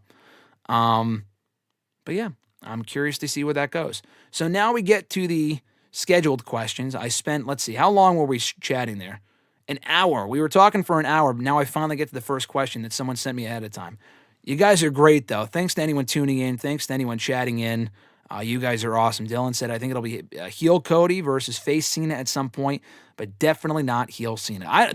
I think, you know what's funny? I think there's a better chance they would turn Cena heel before Cody at WrestleMania. Cody is just so over, and he's your guy. He is the guy. He is the guy in WWE. Turning him heel would be even dumber than turning Cena heel. I don't think either of them turn heel. But down the road, I mean, you say at some point, but I don't think he turns heel this year.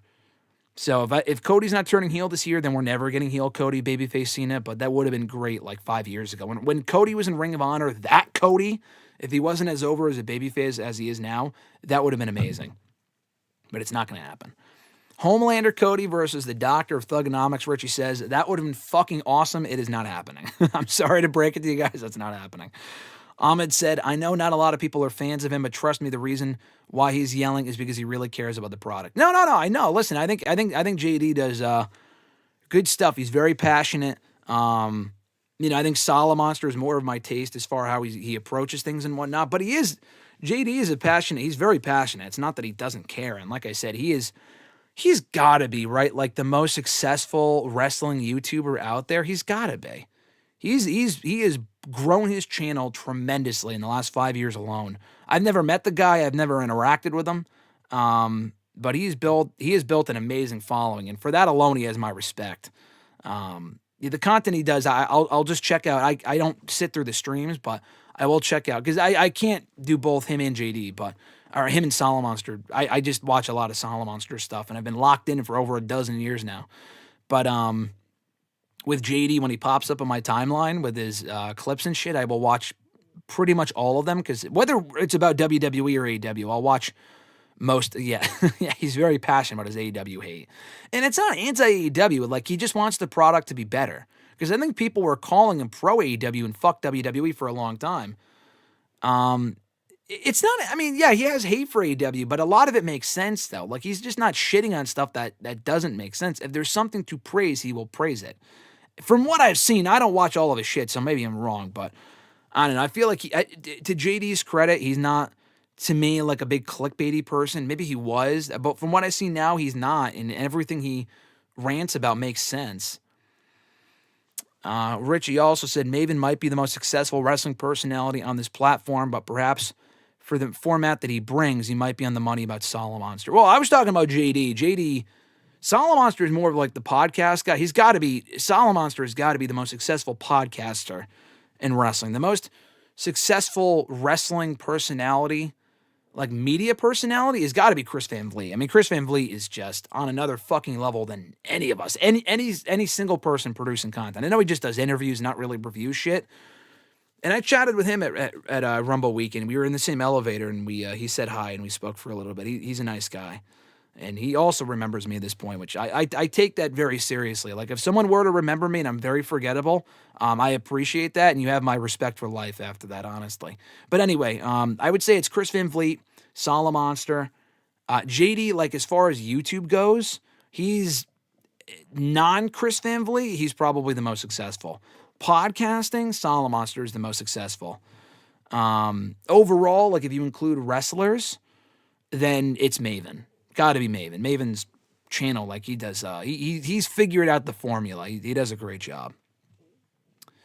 Yeah, I think that's it for the super chats for now. So Micah Does It on YouTube asked, it's been over 3 years since Cody Rhodes had a ladder match for a championship. Who do you think gave the better match? Sammy Guevara in 2022, Cody's last AEW match, or Kevin Owens at this past weekend's Royal Rumble? This honestly might be an unpopular opinion. I like the Cody Owens match. The finish was great. Like the last bump was great. I kind of felt, I felt like it ended too soon. Like, I thought Sammy would get involved. Sammy was out there, but he didn't do anything. I don't know. I thought the finish kind of felt flat to me. A lot of people around me were like, that's it. I know it was a crazy bump. I know that, but like, I don't know. It was just, I kind of expected a little bit more from the match itself. It was also very predictable. So, you know what match I enjoyed more? The Sammy Guevara one. I thought that was the better ladder match. And I'm not even like the biggest Sammy Guevara fan at this point, but I thought him and Cody had a better match than KO and Cody did. I could be wrong. I mean, again, it's all subjective, but I think I like the Sammy Guevara one more from January 2022. Micah's second question, do you think WWE will book JD McDonough in a better role once he returns from injury? No, I don't. And you might be saying that because he got a lot of respect for the performance last week when he got hurt and he still wrestled and whatnot. Yeah, I mean, I could maybe see them, okay, you earned our respect, so when you come back, we'll push you. There's so many more people on the roster currently. I'd rather see showcased over JD McDonough. No disrespect. I think JD McDonough is great, but they just have better performers than JD McDonough and people that are more over and whatnot. Unless it's with Judgment Day, which it probably won't be because Judgment Day's on the way down.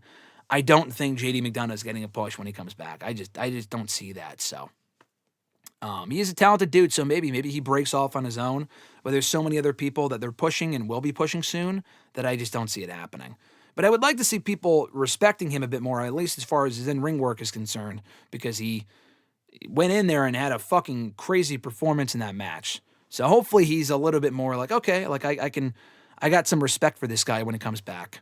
And he's also got some personal stuff against him people have always held against him, which is totally fine too. So if people don't like him for that shit, like the allegations and stuff, that's also totally fine because I get that. Rusty said, part of me thinks that it wasn't supposed to end that way. The ladder match against KO, someone else told me that too. It's possible. I can't say for sure. It felt like the plan finished to me. Kevin Owens was right back on Raw, so it's not like he was like seriously hurt. I know they said Cody was hurt. I don't think Cody was hurt. I think that's just a kayfabe thing. So I think it ended the way that it was supposed to. It just was kind of anticlimactic to me. It was a good match, but I think people liked it a lot more than I did. Micah's third question, I feel like Charlotte Flair was very rude to you at the press conference. She didn't even finish letting you speak. How did you feel about it? And also, WrestleMania Night 1 main event, CM Punk versus Seth Rollins versus Roman Reigns, #1 contenders match for their brand's championship, and Night 2, Cody Rhodes versus Randy Orton, WWE Championship. How do you feel about this idea? Before I answer that, Daniel said, JD, don't Google me. JD Mick, don't Google me, as KO infamously called him L. That is fucking funny. When did he say that? That is fucking hilarious. I don't remember that. Richie said, JD had his Triple H moment last week. Respect to him, and I understand the sentiment you made about those allegations. Yeah. He had his moment last week. I think JD's very good, but the allegations, I don't think were ever really fully cleared up. And they may not even be true, but I have no idea, but that's why I don't really touch in that. I don't really tap into that stuff because it could be true. It might not be true. It's definitely out there, so people don't like him for that shit. That's totally, I get that completely. Rusty said, I think he got stuck. Yeah, maybe. The Alabama Slam looked brutal. That was a brutal spot. He legit got stuck between the rungs. Yeah, maybe. That's possible. Very possible. Let's see. Jan, I don't know how you pronounce your name. Jan. I mispronounced your name. I apologize. Let's see. Voker, will Becky Lynch be back before WrestleMania 21? Well, that's the question we're going to get to. It's a good question. I know that's the headline. We're going to get to that a little bit later on.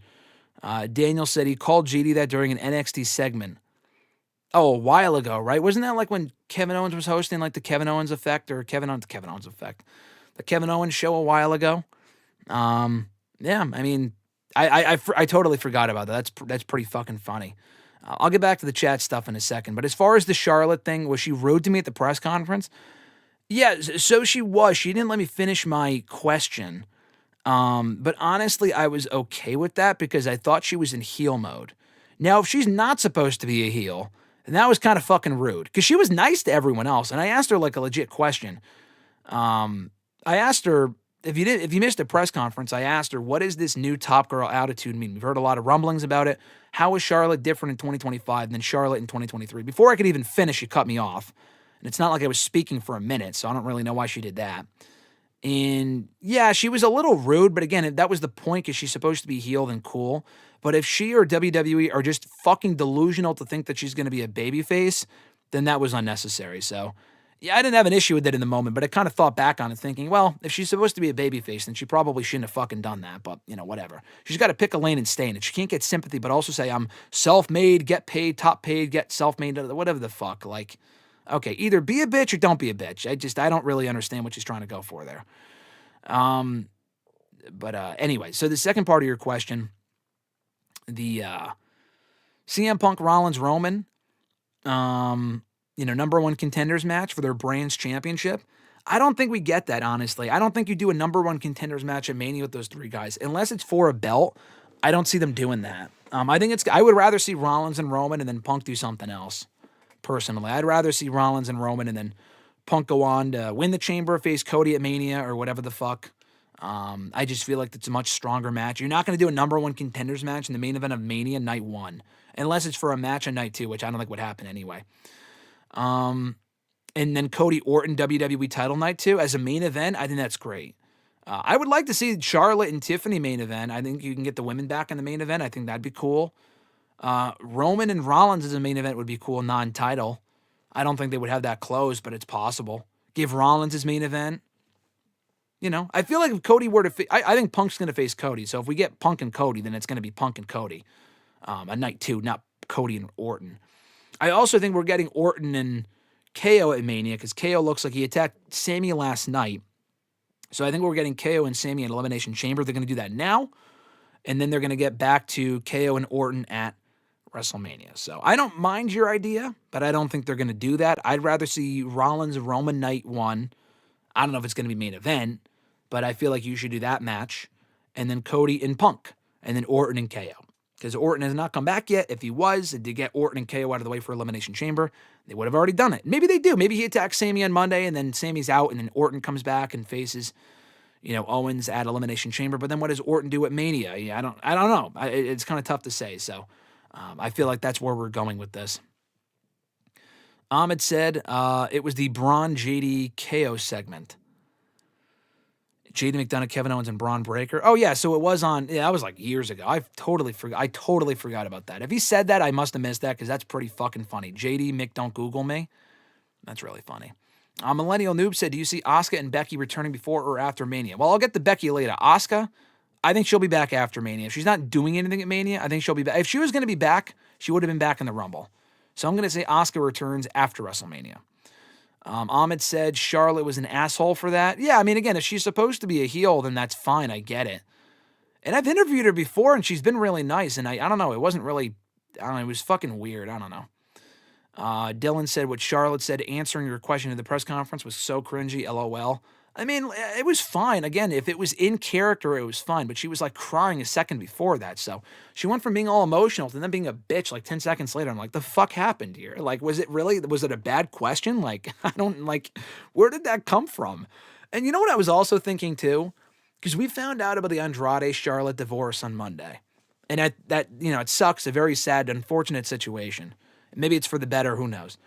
But, honestly, like, I've been thinking for a long time, as many people have been, they should pair up Andrade and Charlotte together when they get back. They should be together when they get back, when Charlotte comes back from injury. The divorce stuff we did not know about. No one could have even predicted it. And it came out on Monday. So, like, unknowingly, honestly, what if someone had asked, me or anyone else, asked Charlotte, like, now that you're back, are you looking forward to linking up with Andrade on TV? What would she have said? I'm very curious what she would have said to that, since we found out about the divorce the next day. Not to be like an asshole, like, oh, we got to put her on the spot. Like, no one knew about it. I didn't know about it. No one knew about it until Monday. So it would have been like an honest, genuine question. I'm very curious how she would have responded in that moment. You're not going to ask her now. If you ask her now, then you're just being a fucking bitch. But if you asked her before that, I'm curious what she would have answered, or how she would have answered. Let's see. Matthew Rodriguez, thank you for joining us in the chat, my man. He says, hey, GSM, question for you. Fantasy book Mariah May's WWE debut. If he leaves and wins the Rumble, or if she leaves and wins the Rumble, and what do you think is the perfect match for Mariah at a Mania for the title, and in what stadium? I mean, Wembley would be cool, right? I mean, she won the Women's Championship in AEW in Wembley, so WWE going there as well would make a lot of sense. Having Mariah win the Rumble, and I don't think she would ever win the Rumble necessarily, but Mariah in Wembley challenging for a championship would be cool. Who would she face? Are she and Charlotte too similar for that match to make sense? I feel like we already kind of have a Mariah May and Tiffany. They're not the exact same female. I'm not just saying, oh, they're both blondes, don't hire Mariah. I'm not going to say that. But they're very similar. So I would say maybe Charlotte. Her and like Rhea, I feel like would be cool because they're two polar opposites. Probably Rhea or Charlotte. I'll say Rhea because we're getting Tiffany and Charlotte this year, most likely, and that's going to be very similar to what Mariah and Charlotte would look like. So we'll switch it up and say Rhea Ripley. Richie said, we're getting John Cena versus Logan Paul at Mania, aren't we? I think it's either Cena and Logan Paul or Logan Paul and AJ Styles. I think John Cena should face Drew McIntyre. I feel like that would make sense. Cena, McIntyre, Logan Paul, and AJ Styles. Gets AJ on the show. Logan Paul, we know, is going to be on the show. And then John Cena can face Drew in a match that we haven't seen before. So I think that'd be cool. Fernando says, what's up, everyone? Sorry I'm late. Thank you for joining us, Fernando. Always great to see you in the chat. She said, Charlotte must have gotten tired being with a jobber. LOL. Oh, don't say that. Don't say that. That's mean. Millennial Noob said, Charlotte Flair on that promo was borderline cringe. On Raw or at the press conference? On Raw, her delivery is fucking awful. She just does not come across likable at all in her promos. It's kind of crazy. Just let her speak like genuinely and without a script. Because she's a lot better when she speaks as Ashley and not as Charlotte. Dylan said Asuka is dealing with stalker issues. Someone is stalking her, she said on Twitter. I saw that. I don't know if that's why her return is delayed. She might still be her. It might be both. I still think she comes back after Mania. I could see her in the post-WrestleMania Raw after Mania, honestly. Daniel said, getting booed while trying to cut an endearing promo is wild. Yeah, I mean, it was She goes, oh, I didn't think you'd boo me. Like, that shit was crazy, man.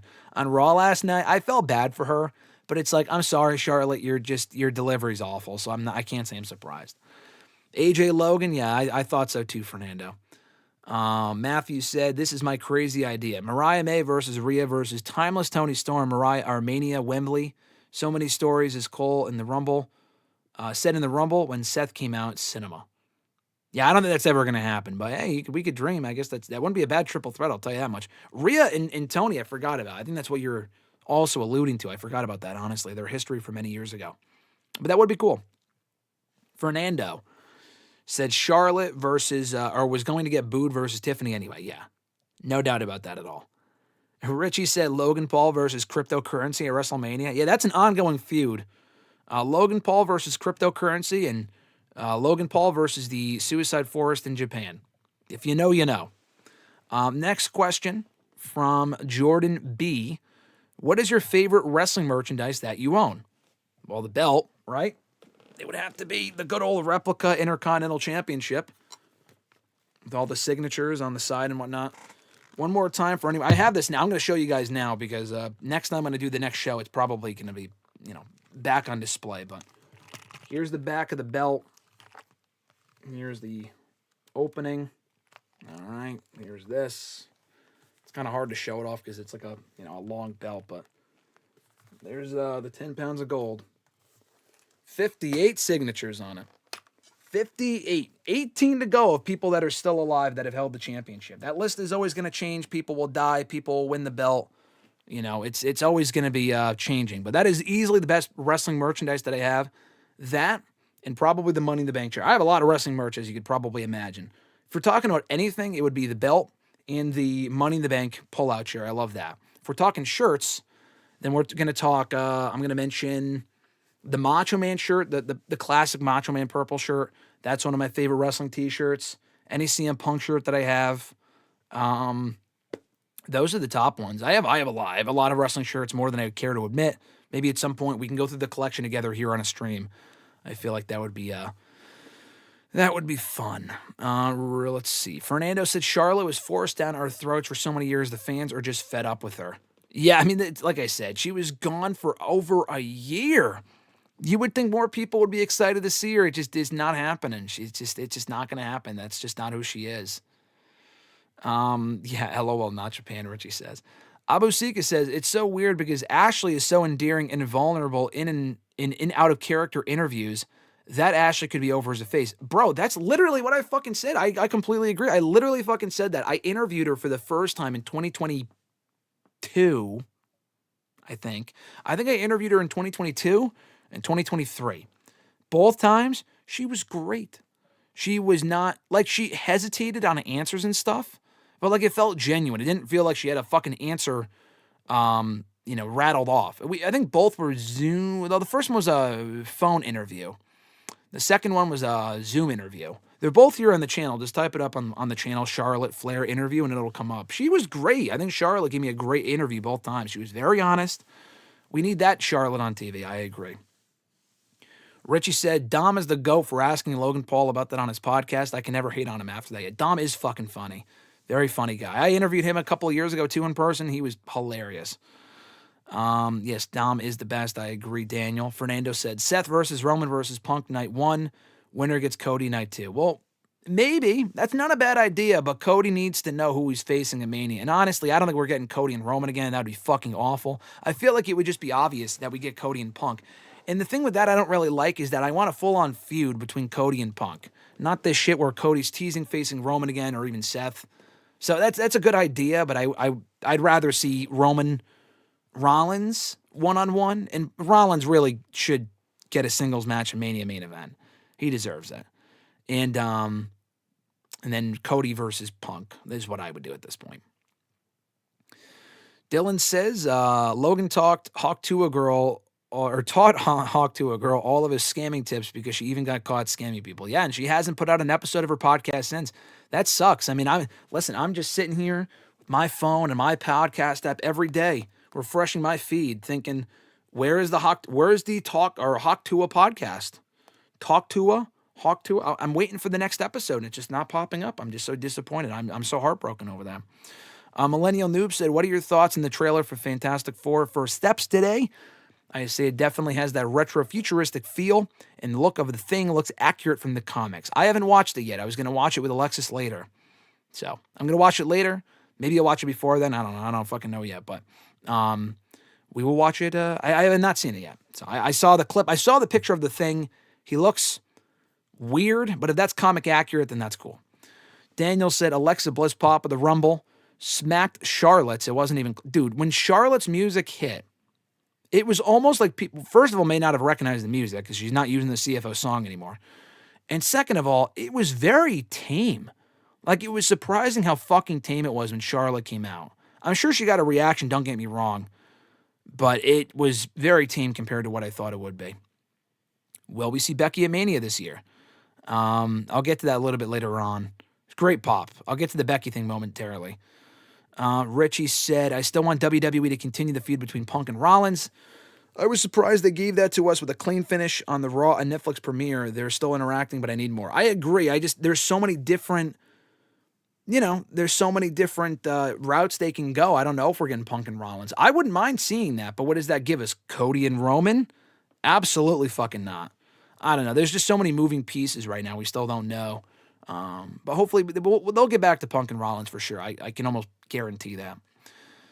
Let's see. Is the LA Knight interview uploaded yet? The Hawk Tua podcast? Yeah, not yet. That's the next one. I think that, you know what, that crypto thing with Hawk Tua, listen, it just ruined the plans for that LA Knight interview. I'm sure it's coming at some point. Jordan Grace should face Rhea at Mania and win and achieve the best debut in WWE history, Fernando says. Yeah, I'm getting the feeling Jordan Grace isn't going to be on the main roster. I just feel like she would have been on Raw, and she got tossed out by Julia. I feel like they're going to put her on NXT. We'll probably find out tonight. I think that's the wrong call. She really fucking should be on the main roster. She's ready. Do not waste time. The NXT doesn't even need her. That's the worst part. Like, they don't fucking need her. I would just call her up right now. But yeah, Rhea and Jordan at Mania would have been cool. You could have Jordan Grace debut as an official WWE superstar and win the fucking Rumble. She absolutely should have. I completely agree that she should have won the Rumble and then faced Rhea at WrestleMania. Ahmed says SmackDown. Yeah, I mean, she could be on SmackDown. Jordan Grace, maybe, but I feel like SmackDown doesn't need her. I feel like Raw could use her more. Especially with Rhea Ripley as the champion of the brand, she could definitely go to Raw. SmackDown, what does she do on SmackDown? Her and Chelsea Green? Maybe. Not a bad idea, but we'll have to wait and see. No L says from Facebook, what did you think of Roxanne's performance in the Royal Rumble? And do you see her having a great run on the main roster when the time comes? We have our obligatory Roxanne Perez question every single week here on the show. Now, her performance was great. She was the Iron Woman. I think she broke Bayley's record for longest time spent in a women's Rumble, which is awesome. Great performance. Yeah, I think she'll have a good run. I don't know if she'll be as big of a star as she is on the main as she is in NXT. I think her size honestly might hold her back, but she's good enough and has improved her mic skills enough to where I think she has a chance. She should absolutely be on the main roster soon, and she should be successful. Roxanne's had an amazing run in NXT. She deserves to have success on the main roster. Hopefully they don't see the height thing as an issue, and she continues to be pushed even on Raw and SmackDown as well. Let's see. Richie said Jordan has done enough in NXT during her time with TNA. Should have been fast-tracked to the main roster, but we'll probably get her and Julia at Stand and Deliver. Yeah, it's great. Listen, it's going to be a great match, but listen, it's a waste of time. You're wasting Jordan Grace in NXT when they do not need her. They have Julia. They have Roxanne for now. Cora Jade, Zarya, Stephanie Vakir. Dude, they have so much fucking talent in NXT with the women. They don't need her. Sol Ruka, Kalani Jordan.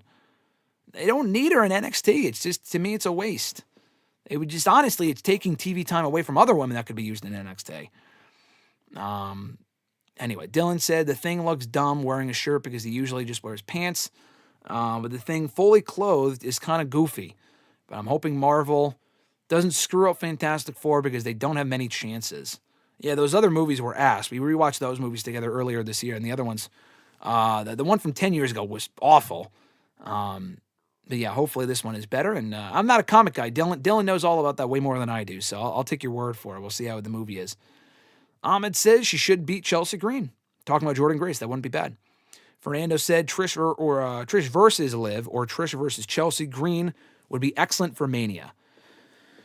I don't know if Trish is going to be in a match in Mania. And if she is, I don't know if it'd be a singles match. Either of those matches would be cool. I honestly think, I think there's a very good chance that we get Trish and Tiffany at Elimination Chamber. Because it's in Canada. They could put Tiffany over Trish. Think Becky and Lita from Elimination Chamber 2022. In Saudi Arabia, but they had a great match. And I feel like you could do the same thing there where you do that match and we get Tiffany beating Lita, or rather Trish, at Elimination Chamber, and then Tiffany goes on to WrestleMania to then face Charlotte. I feel like that would make sense.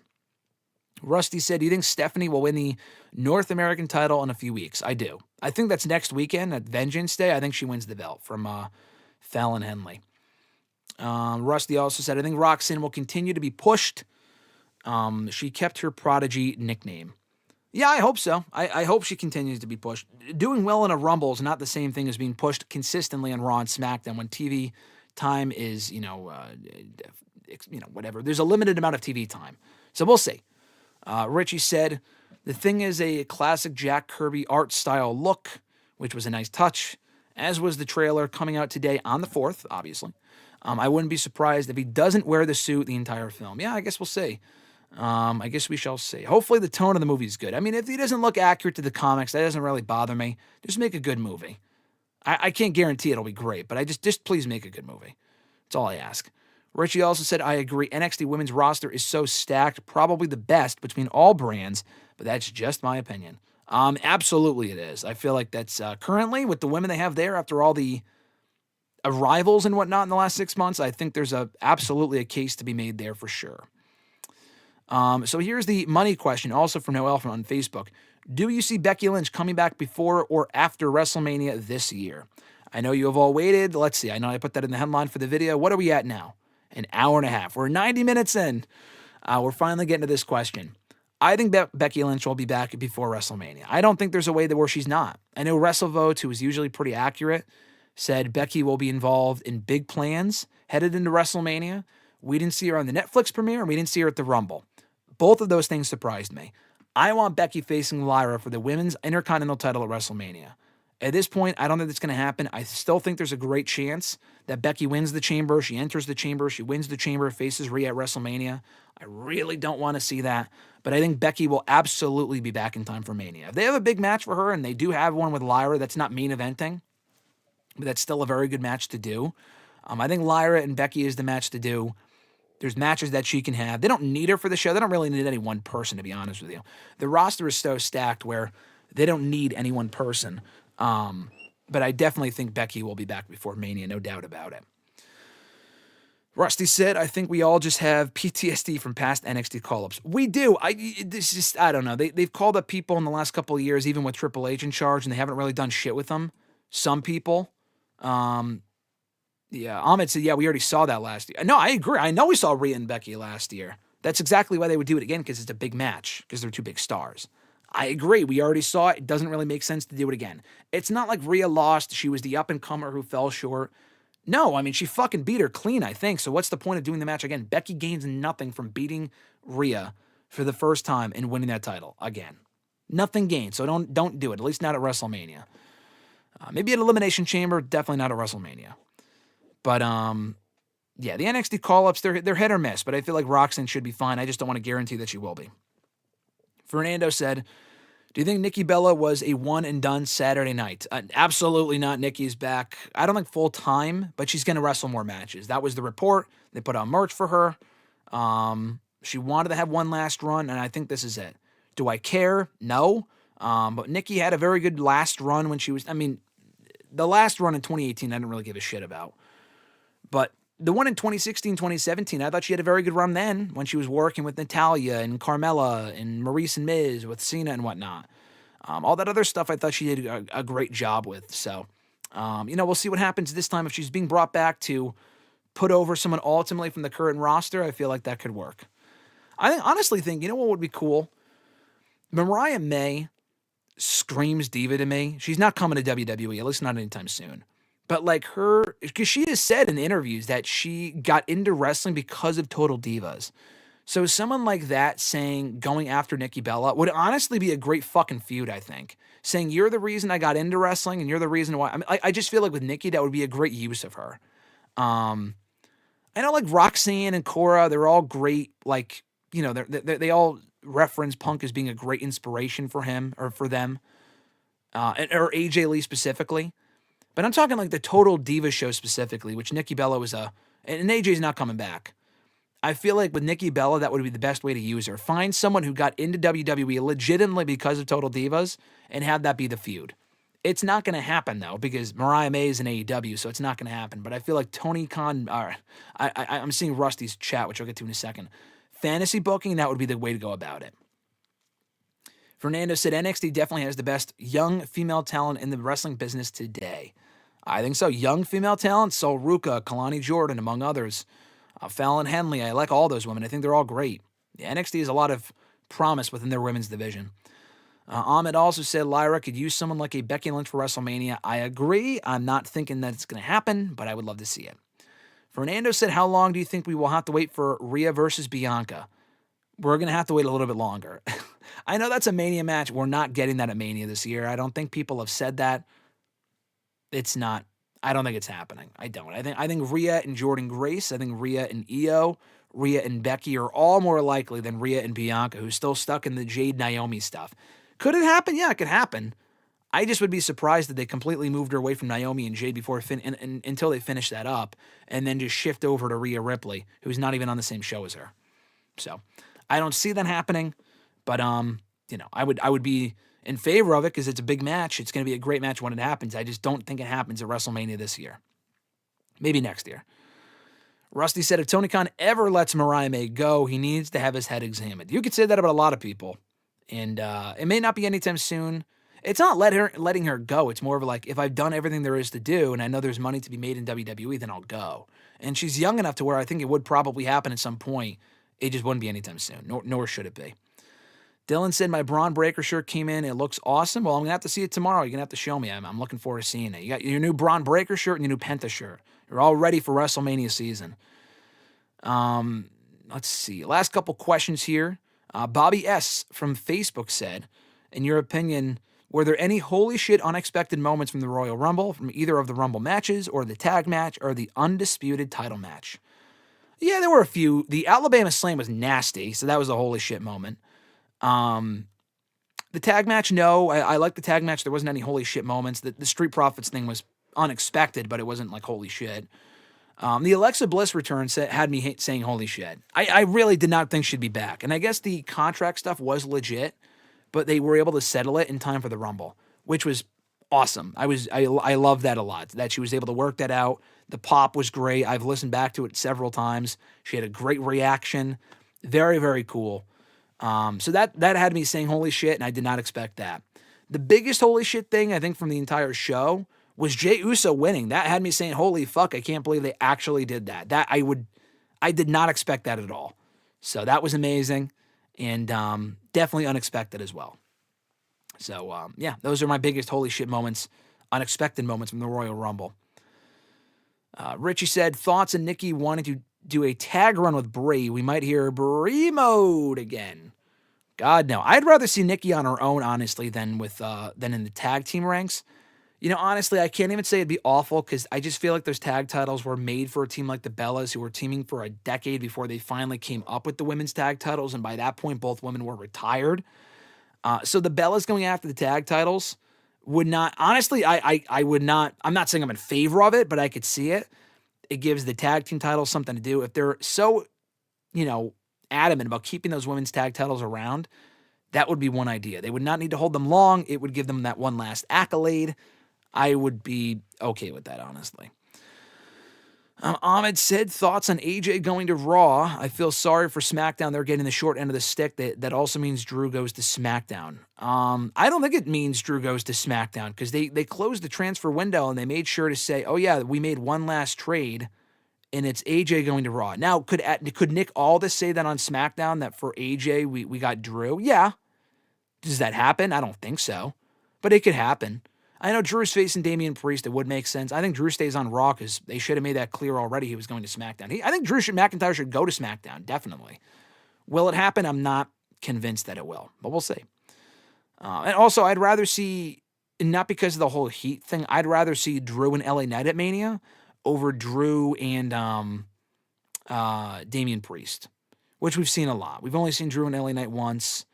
I'd rather see Drew and LA Knight. I just feel like that makes more sense in my opinion. Richie said, Jey Uso winning had me do a lap around my living room. Super unpredictable. That was crazy. That was fucking nuts. Yeah, that was, like I said, I was like screaming and then I had to leave. So it was a crazy moment for sure. Fernando said, do you think Penta should face Braun Breaker at WrestleMania?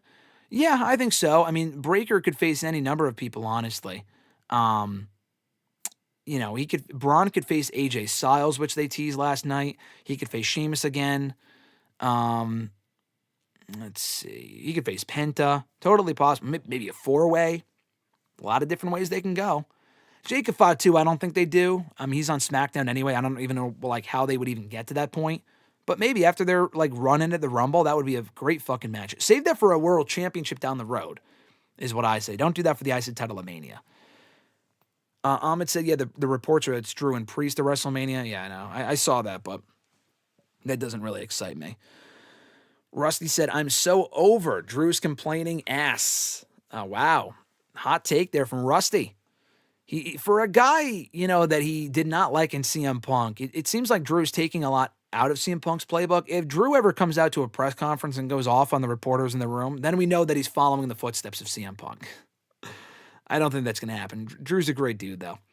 Dylan said, love Alexa Bliss, was awesome. She's my favorite women's wrestler, so I'm happy she's back. Jay winning was a holy shit moment, and Punk getting thrown over was surprising too. Yeah, that was also surprising. Getting tossed by Logan Paul specifically was surprising. And Fernando saying, what Grace did to Piper was amazing in the Rumble. That was like, oh my God, what the fuck? Like, that was nuts. When she did that rolling whatever the fuck was nuts. That was Grace. Braun Breaker versus Big Papa Pump. He'd have a 33 and a third chance at a percent chance of winning or retaining. Yeah, Big Papa Pump. I've always wanted to see Scott Steiner in just one Rumble. It's not going to happen at this point. He's too old. But just to be out there with Braun Breaker, he would probably get fucking killed by Braun with that spear, especially if he hit him with an I show speed type of spear. But I've always wanted to see that. Will Fatu face Solo at Mania? I think so. I think that's the Mania match. Rusty said, I wonder if LA Knight is going to have any heat by the locker room and the bookers because of the Rumble. I don't think so. I still think it's Logan Paul's fault. But if it was LA Knight's fault, I don't really think it'll be that big of a deal. It was small shit. Everything happened the way it was supposed to anyway. Just some of it wasn't exactly smooth, but it's not like someone got eliminated early. Drew just got eliminated and it wasn't like the focal point. It looked bad or something. It really isn't that big of a deal. Ahmed says, I think Drew believes he deserves a better opponent, which is his right. He has he's had the best work of his character in the last year. No, I agree. I think Drew should have a bigger match at Mania, and I think it should be LA Knight, just in my opinion. I cannot pronounce your name. I don't want to fucking ruin it, but Y in the chat. I know we've had this discussion before, but your name beginning with Y in the chat. Thoughts and reports that Drew was mad at LA. I'm not sorry if you mentioned it already. Oh no, well we just talked about it a moment ago. No worries, but I don't really think. If it was LA Knight's fault, I'm not saying it's not or it is. I don't think it was. I typed as he was speaking. No, that's fine. Don't worry about it. I don't think it's LA Knight's fault, and if it was, I don't really think it's that big of a deal. I don't. So it is what it is. I think they'll get over it. They'll fix it. Drew wasn't at Raw. Maybe he wasn't supposed to be there anyway. We have no idea. So if they did, I would love for them to not even turn that into a feud, but just to have them feud anyway, whether they reference that or not. I think Knight and Drew would be a better match for Mania than Drew and Damian. And I like Damian. I think Drew and Nakamura for the U.S. title would work. I just don't really like the idea. I just don't really like the idea of Damian and Drew. We just saw that at Clash at the Castle last summer, so I don't really like that match personally. Richie said, LOL, the speed Braun gets is insane. I would not want to take a spear from Bro. Yeah, he would fucking kill him for sure. Dylan said, my dad wants to ask why LA Knight is getting pushed. Or probably, I think you mean why he's not getting pushed to the main event scene. I think it's, yeah, he also says hi. Hello, Mike, I hope you're doing well. I think LA Knight is not getting pushed because there's just so much talent right now. I mean, you look at the main event scene. How many people have we said so far in this stream that, this person should be pushed, that person should be doing more? We can't, probably not pushed, Rusty, is what I think what Dylan meant to say, not is being pushed, because he's not in the main event. I think he meant not being pushed. There's just so many people in the main event scene right now that's why it's hard to push LA Knight at that level. You have Cody Rhodes, Damian Priest, like Drew. We just talked about Drew. Drew deserves a bigger match. Well, it's going to come at the expense of someone like an LA Knight. Drew, Cody, Punk, Rollins, Roman, Jay, Gunther. I mean, those are like 10 people right there. Those are all main event caliber performers. You can't push them all. LA Knight deserves more.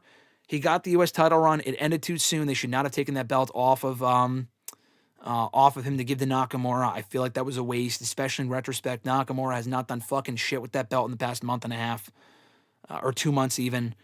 They should have kept it on Knight, but hopefully LA Knight gets there at some point. I was gonna say Jey Uso should win Money in the Bank. Well, he just won the Royal Rumble, so that shouldn't happen. Give that belt or give that briefcase to Knight instead, and then give him the World Championship. I don't know if he turns heel or what happens, but Knight belongs in the main event. It's not going to happen at WrestleMania, right? Going into WrestleMania. Those spots are filled for right now. Fernando said, do you think LA Knight has peaked? No, I do not. I think LA Knight could get higher up in the card. He's over. He's good in the ring. He's good enough. Great mic skills. And people still love the guy. So, no, I don't think he's peaked. I still think he can get higher than where he is right now. But again, it's a matter of how many people you have in those spots. Even Jey Uso, I was shocked that they pushed the guy because they have so many other people you could put in those world title matches instead at WrestleMania. You know, Jey Uso is a guy that you could be putting even in the mid card and push Roman or Punk or Cena in the main event instead. And they put Jey over in that spot. But just because Jey got over in that spot in the main event of WrestleMania, or main event, I don't know if it's, I doubt Jey Uso and Gunther actually closes the show. And personally, I don't really want to see it close the show anyway. But they did that for Jey Uso. I doubt they do it for LA Knight anytime soon. But hopefully later in the year they do. He's fucking great. LA Knight's awesome. Last 3 questions here from @Iwagu91 from Twitter. Is it the first time since 2016 or 2017 that a face Sami Zayn and heel Kevin Owens have feuded? Yes. They've had a bunch of matches and feuds since then. But their last feud, like last real feud in 2021, Kevin Owens was the babyface and Zayn rather, was the heel. It's a quick feud. Mania match was good. It was kind of an afterthought. People forgot about it.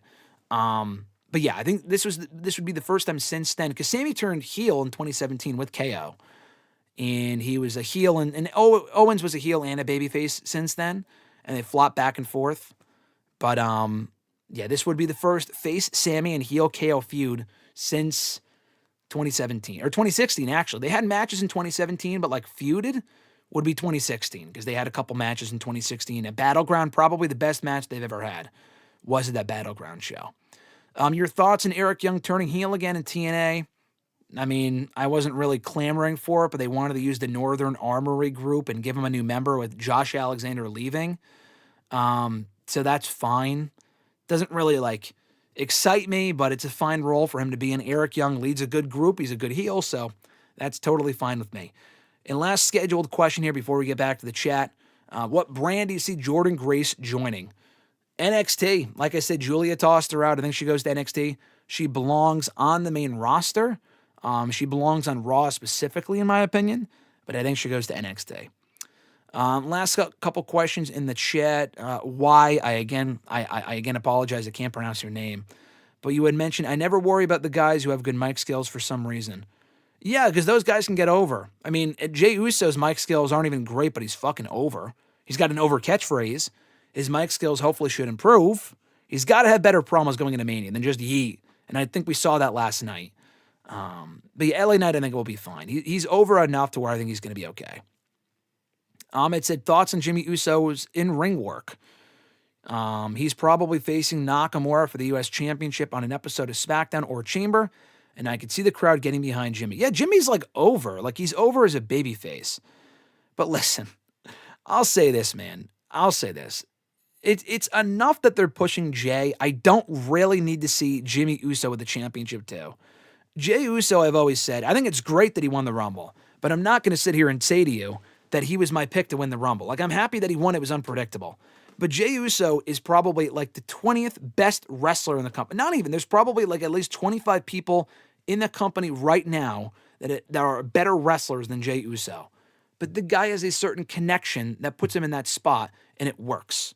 You know what I mean? And he's over because of it. So I'm fine with it. So listen, the Jey Uso thing works.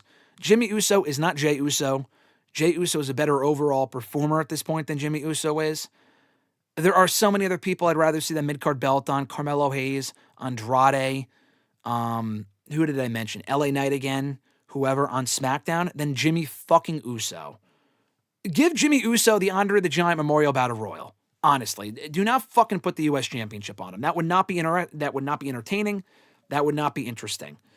I draw the line at like Jey Uso winning was great. Jimmy Uso we're fucking pushing it.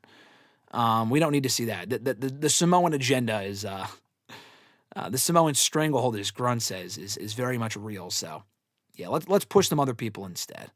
I'd rather see, who did I mention before versus now? Oh, Damian Priest. I'd rather see Damian Priest and Nakamura at WrestleMania instead over fucking Jimmy Uso. Put him in the fucking Battle Royal. Fernando says, is Jay Kofi Mania 2.0? Yes. Yes, it is. The only difference is that they did, well, yeah, kind of. With Kofi, they put him in the match because he was so over. Kofi was over for like, it was really that Chamber performance that got Kofi the match at WrestleMania. For Jay, he has had a sustained popularity for the last year and a half. And he sells a lot more merch than even Kofi Kingston did.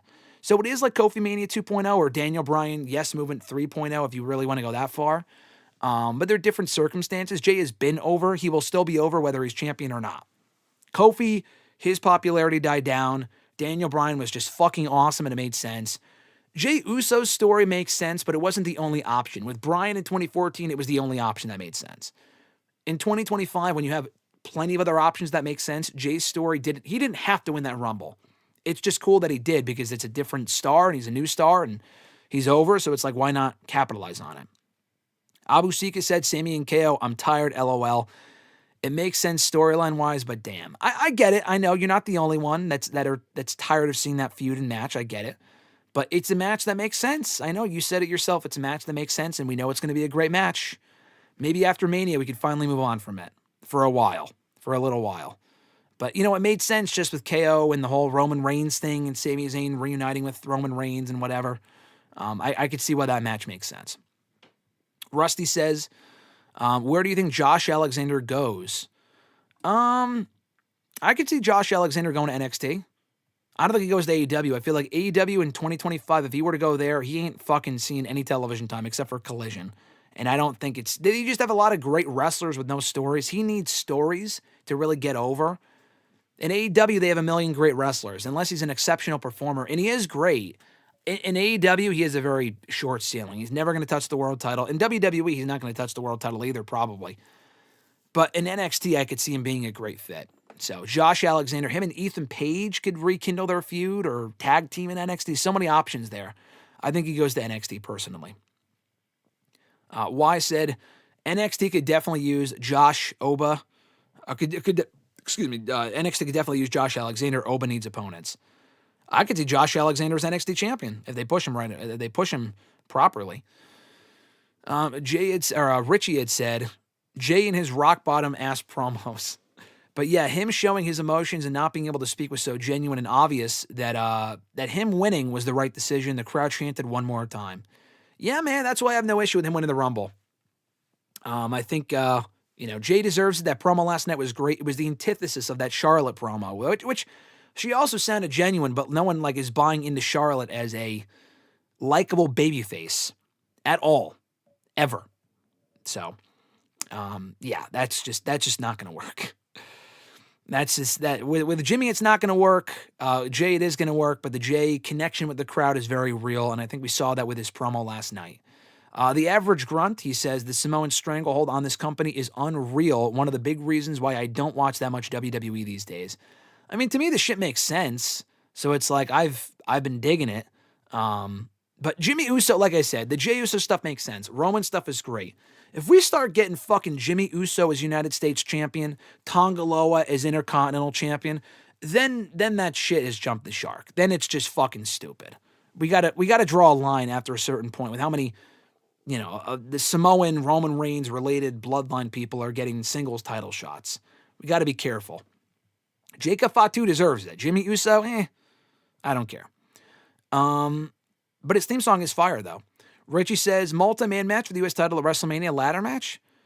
I could see a multi-man match for the title at Mania, but I think a ladder match, if you were going to do one, even though we just saw one of the Rumble, they do way too many fucking ladder matches. It's ridiculous. But if you do a ladder match at Mania, to me, only makes sense. Motor City, DIY, Profits. That's the match you do. Or TLC.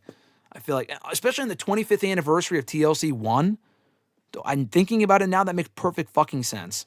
So, you're not going to do a TLC match and a ladder match. That would be stupid on the same show, night 1, night 2. But either way, I would save that stipulation for the tag team stuff and not for the U.S. title. Fernando, maybe a 4-way for the U.S. title.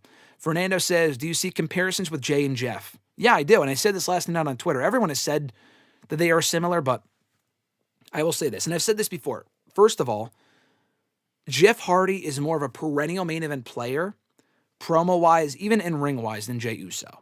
I've seen much better Jeff Hardy matches than I have Jey Uso matches, just being honest. But I will say this, though. Jeff, I know, had said a couple of weeks ago that if he didn't fuck up, and if he wasn't his own worst enemy, that he could have been what John Cena was in 2008. I don't agree with that. No one, I don't think, could have ever been what John Cena was to that company. Just between the promos that Cena was cutting, he was better in the ring, than Jeff Hardy. I mean, the variety there for a while was limited, but, we ended up having great matches with a lot of great people. And the Make-A-Wish stuff and whatever, I feel like Cena would have been way better with that stuff than Jeff Hardy ever was.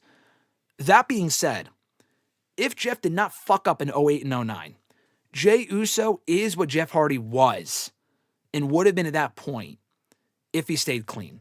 That is my comparison. Jey right now is what Jeff was in 08 and 09 before he fucked up and had he not fucked up. That is what Jey Uso is today.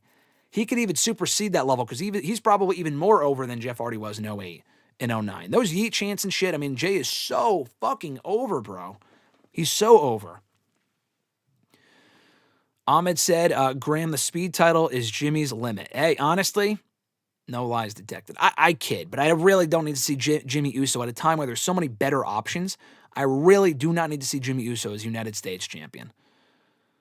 Jay's push is much more planned out than Kofi's. Yeah, Kofi's was a fucking spur-of-the-moment thing where they were like, you know what?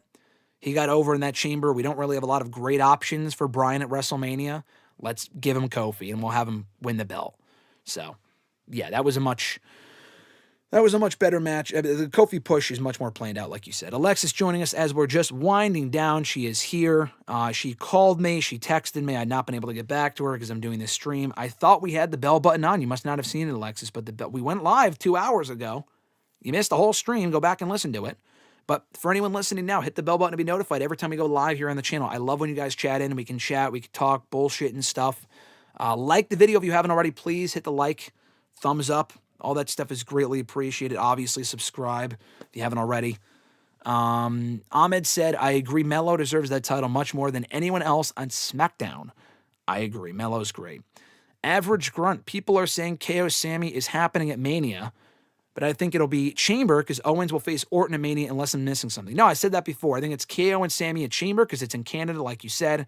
Sammy, I don't know what he does, but KO will then face Orton, and that's the match for Mania. If we were getting KO and Orton at Chamber, Orton would have been back by now. Especially if Orton's not on SmackDown this Friday, we are absolutely getting KO and Sammy at Elimination Chamber.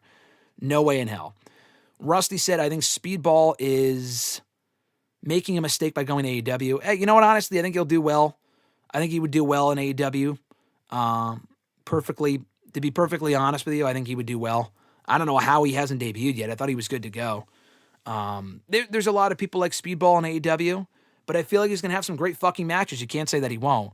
Would I rather see him in NXT? Yeah, but NXT can't get everyone from TNA, so, got to spread the love a little bit. He could always go to WWE maybe down the road. I don't know what he's doing in AEW ultimately, but, he'll have some great matches at the very least. Will he be a world champion? Probably not, but he'll probably do pretty well for himself. I will say that. Let's see. Yeah, Richie said, like and subscribe, turn on notifications. He's not wrong. Listen to Richie. He's the man. Richie knows what's going on here. Richie also said, yeah, just a way to get people on the card, but yeah, the tag title match I could see being a triple threat, like you said. A triple threat TLC match specifically, or a ladder match would fucking bang. That would be great. Alexis said, congrats on winning the Rumble game to Average Grunt. Craig is not here in the chat, but he won the Women's Rumble, so congrats to him as well. Fernando said, this stream is fire. You're awesome. Thank you, Fernando. Thank you for joining us. I appreciate you saying that.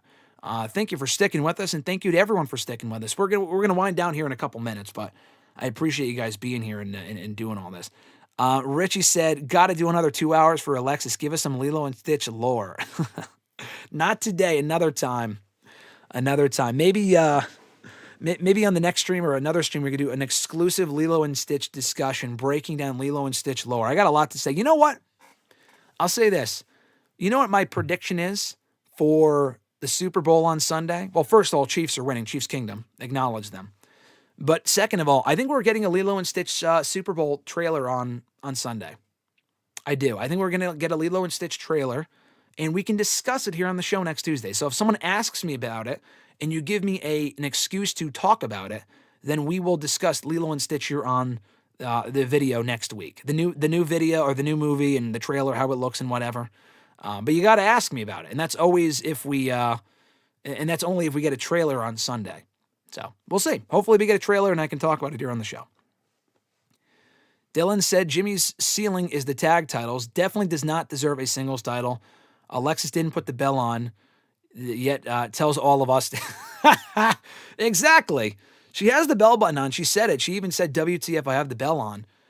Alexis is the first person to tell everyone, oh, put the bell on, put the bell on. But where the fuck were you? I know you were probably busy but with work and whatnot. But Alexis just chimed in. Like, she's literally, the best part is, she was texting me and calling me, which I didn't get back to her because I'm here on the show. But she's calling me and texting me, and she's like, oh, what's going on? Whatever. Like, if I didn't get back to you after an hour, you would think, oh, it's Tuesday. He's probably streaming. And Dylan even said when we were speaking last night, oh, see you on the stream. So she probably just forgot or whatever. I forgive you. It's okay. This is why she didn't go to Royal Rumble weekend. She got punished because she's not tuning into the streams in a timely fashion. So that's why that's why she got the boot from the Rumble. I kid. Rusty says, I always forget to like the video. Rusty, what are you doing, Rusty? You're here from day one. You're a day oneer. You're a minute oneer, meaning you're here from the beginning of these videos, but you forget to like the video. What are we doing here? If there's no likes for these videos, I can't do the videos anymore. So you guys got to like the video. If you're in the chat, hit that thumbs up. It's so fucking easy. If you're on your phone, your laptop, you're watching this on the big screen at fucking Times Square, hit the thumbs up. Support the channel. I would appreciate it. Thoughts on Sammy Cross? I like it. Thoughts as a Mania match? It's not happening. But thoughts on like the mini story they're telling there? I like it. I like that how they're using Cross. I think it's intriguing. Gets him on the show. They've got me sold. I think it's cool. It said shout out to Freddie Prinze Jr. He was the one that advocated Jeff to win the WWE title at Armageddon to Vince. Yes, he was. Freddie Prinze Jr. is great. I met him at a Comic-Con years ago, and we talked, like everyone was there to get autographs from him for, all the movies he's been in, Scooby-Doo, which I also love him in, by the way, but we literally talked for 5 minutes about his time on creative, and I thought it was just so fascinating. He was a really, really nice guy. I still have his autograph somewhere, but yeah, Freddie Prinze Jr. is great. Average Grunt says Speedball could be an international champion easy, maybe a tag team champ if you can find him a partner. Yeah, I could see him as international champ. I could see that. Fernando saying Mike Bailey will be excellent when he finally arrives in AEW. I would agree. Richie said, I need the Chiefs to lose to see the T-Swift Twitter go ballistic. That would be quite the reaction on Twitter if Taylor Swift's boyfriend's team loses this weekend. It's going to be like when Daniel Bryan lost the Rumble in 2014 and 2015 specifically. Dylan said, bros before hoes, Graham, LMAO. I'm allowed to say this because I'm her brother. Hey, he gets a free pass.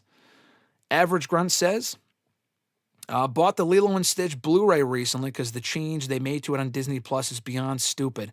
Who keeps a pizza cabinet in their house? Was the change that you're talking about the fucking dryer thing? The laundromat thing where Lilo and Stitch or Lilo is hiding in the dryer, and then it's like, oh, it's unsafe and the kids might replicate it. So the movie's been out for 20 fucking years. Who's gonna watch Lilo and Stitch in 2025 and think, oh, it was good enough for Lilo to hide in the dryer when I'm playing hide and seek? I'll hide in the dryer too. Like, no one's gonna fucking think that. So if that's what you're talking about, then yeah, that is pretty dumb. The dryer. Yeah, it's fucking stupid. Dumb. Richie said, hit the thumbs up so hard it's gonna it's going to a local medical facility. Yeah, exactly. That's the best way to put it. Average Grunt says Cross is what Sean O'Hare was supposed to be. I completely agree. Yes, he is, and I fucking love it.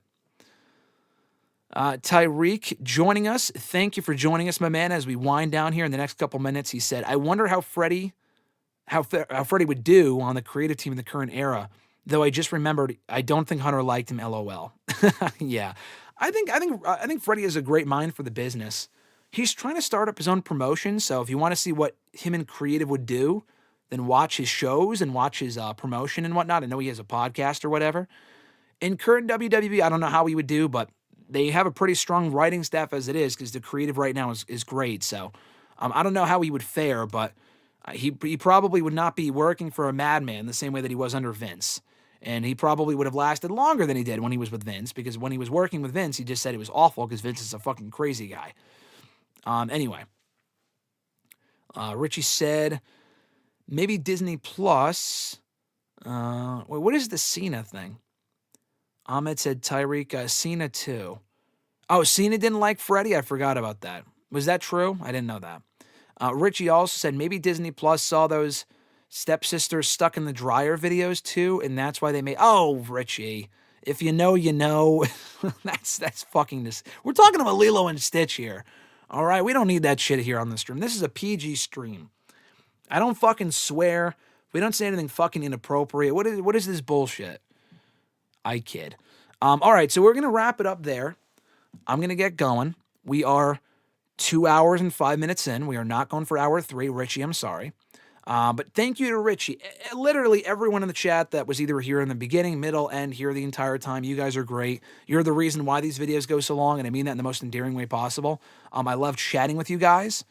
The stepsister shit is stupid. That's awful. That is awful.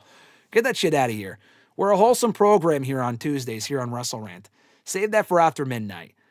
Yeah, he was an actor, so Cena didn't trust him. Yeah, I guess that makes sense. So we'll be back here with episode 585 next Tuesday. Should be a little earlier on in the day if you want to set a reminder. If you want to come on back next Tuesday for 585, should be up around 11 a.m., 12 p.m., 1 p.m. Depends on what I got going on, so stay tuned for that. But before then, though, we should be live another 2 times in the next week. WrestleRant Radio on Thursday, and I promise I'll fix the audio. Whenever I have Mr. Marceau on, which is every week, obviously, the audio is all fucked up, and that's not his fault. That's on my end. The Bluetooth gets messed up. I think I figured it out, though, so I know I've said that for like every week for the last month, but we should be good on Thursday. He'll be joining me on Thursday around 11:30 a.m. So if you want to hear our full Royal Rumble review, fallout from the Rumble, thoughts, and the excessive, unwarranted Jey Uso slander, he's a big Jey Uso guy, yeet. So we're going to get into that on Thursday. So come back for that on Thursday morning. And I should be back on Saturday, which I was not this week, but I should be this coming Saturday for a SmackDown review. If SmackDown's good, hopefully we'll have a good time. If it's not, we can rant about it. But we'll probably be doing a SmackDown live review on Saturday morning around 11, 12, 1 p.m. Eastern. So keep an eye out for that. If you want to send in a question to this show, be sure to tweet me on the Twitter machine at WrestleRant. Find me on the Facebook machine at facebook.com/Graham.gsm.Matthews. Drop a comment on the post. I usually put up on Tuesday nights, if not on the wall itself.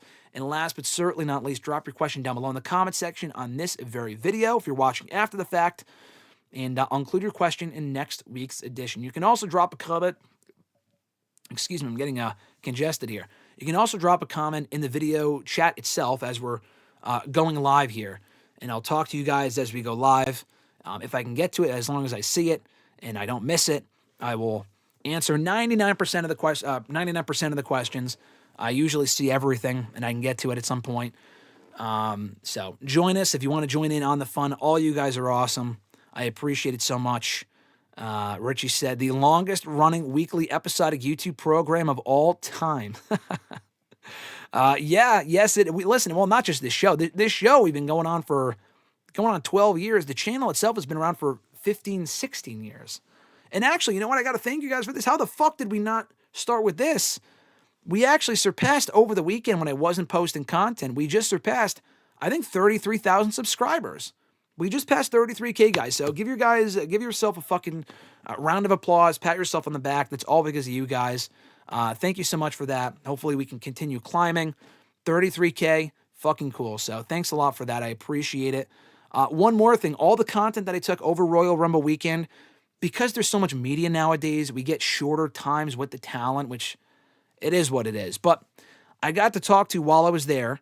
I got quick interviews with Natalia, who was actually very nice. I know I shit on her a lot here on these shows and call her boring and whatnot, but she was actually fucking nice when I talked to her on Saturday. I got an interview with Natalia coming up, so keep an eye out for that. We got an interview with Bayley, literally 60 seconds, but we'll have that up at some point. We got an interview with, who was that? Braun Breaker, Nia Jax, who was really nice as well, and Penta.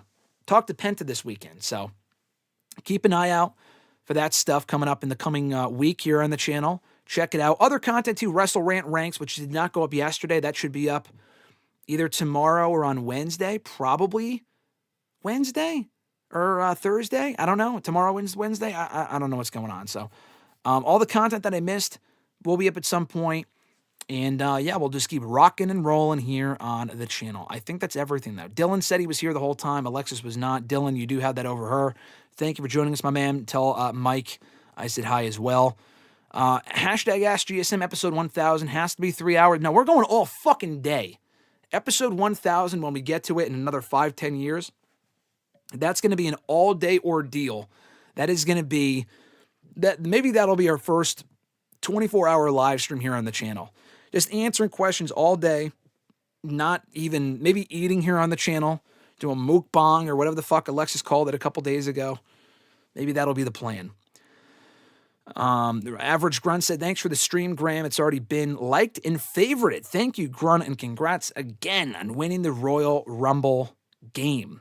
Richie said, thanks for making my workday Zoom, Graham, and everyone in here. Always good vibes. Goddamn right, Richie. Thank you for joining. And like I said earlier, check out Richie's channel. Not Ricky. That's Ricky Starks. Richie. Check out his channel. Check out his video from earlier today. Talking about the Royal Rumble, all the fallout. He does great work. So check out his channel and support his stuff as well. Ahmed said, W stream next Thursday, I believe. Well, next hashtag is on, next stream is on Thursday.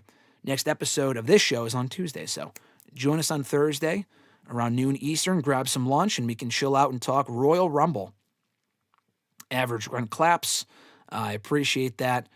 Saying congrats, 33K from Richie and Ahmed. Thank you guys so much. But anyway, I got to get going here. I got to eat, get some other shit done.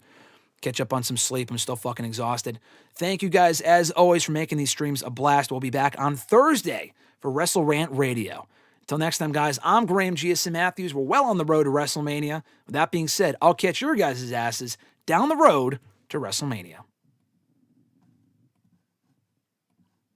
I forgot to press the fucking intro. That's embarrassing. I'll do it now. Have a great one, guys. I clicked the wrong button by accident. Have a great one, guys. I'm Graham GSM Matthews, and I'll catch your ass down the road.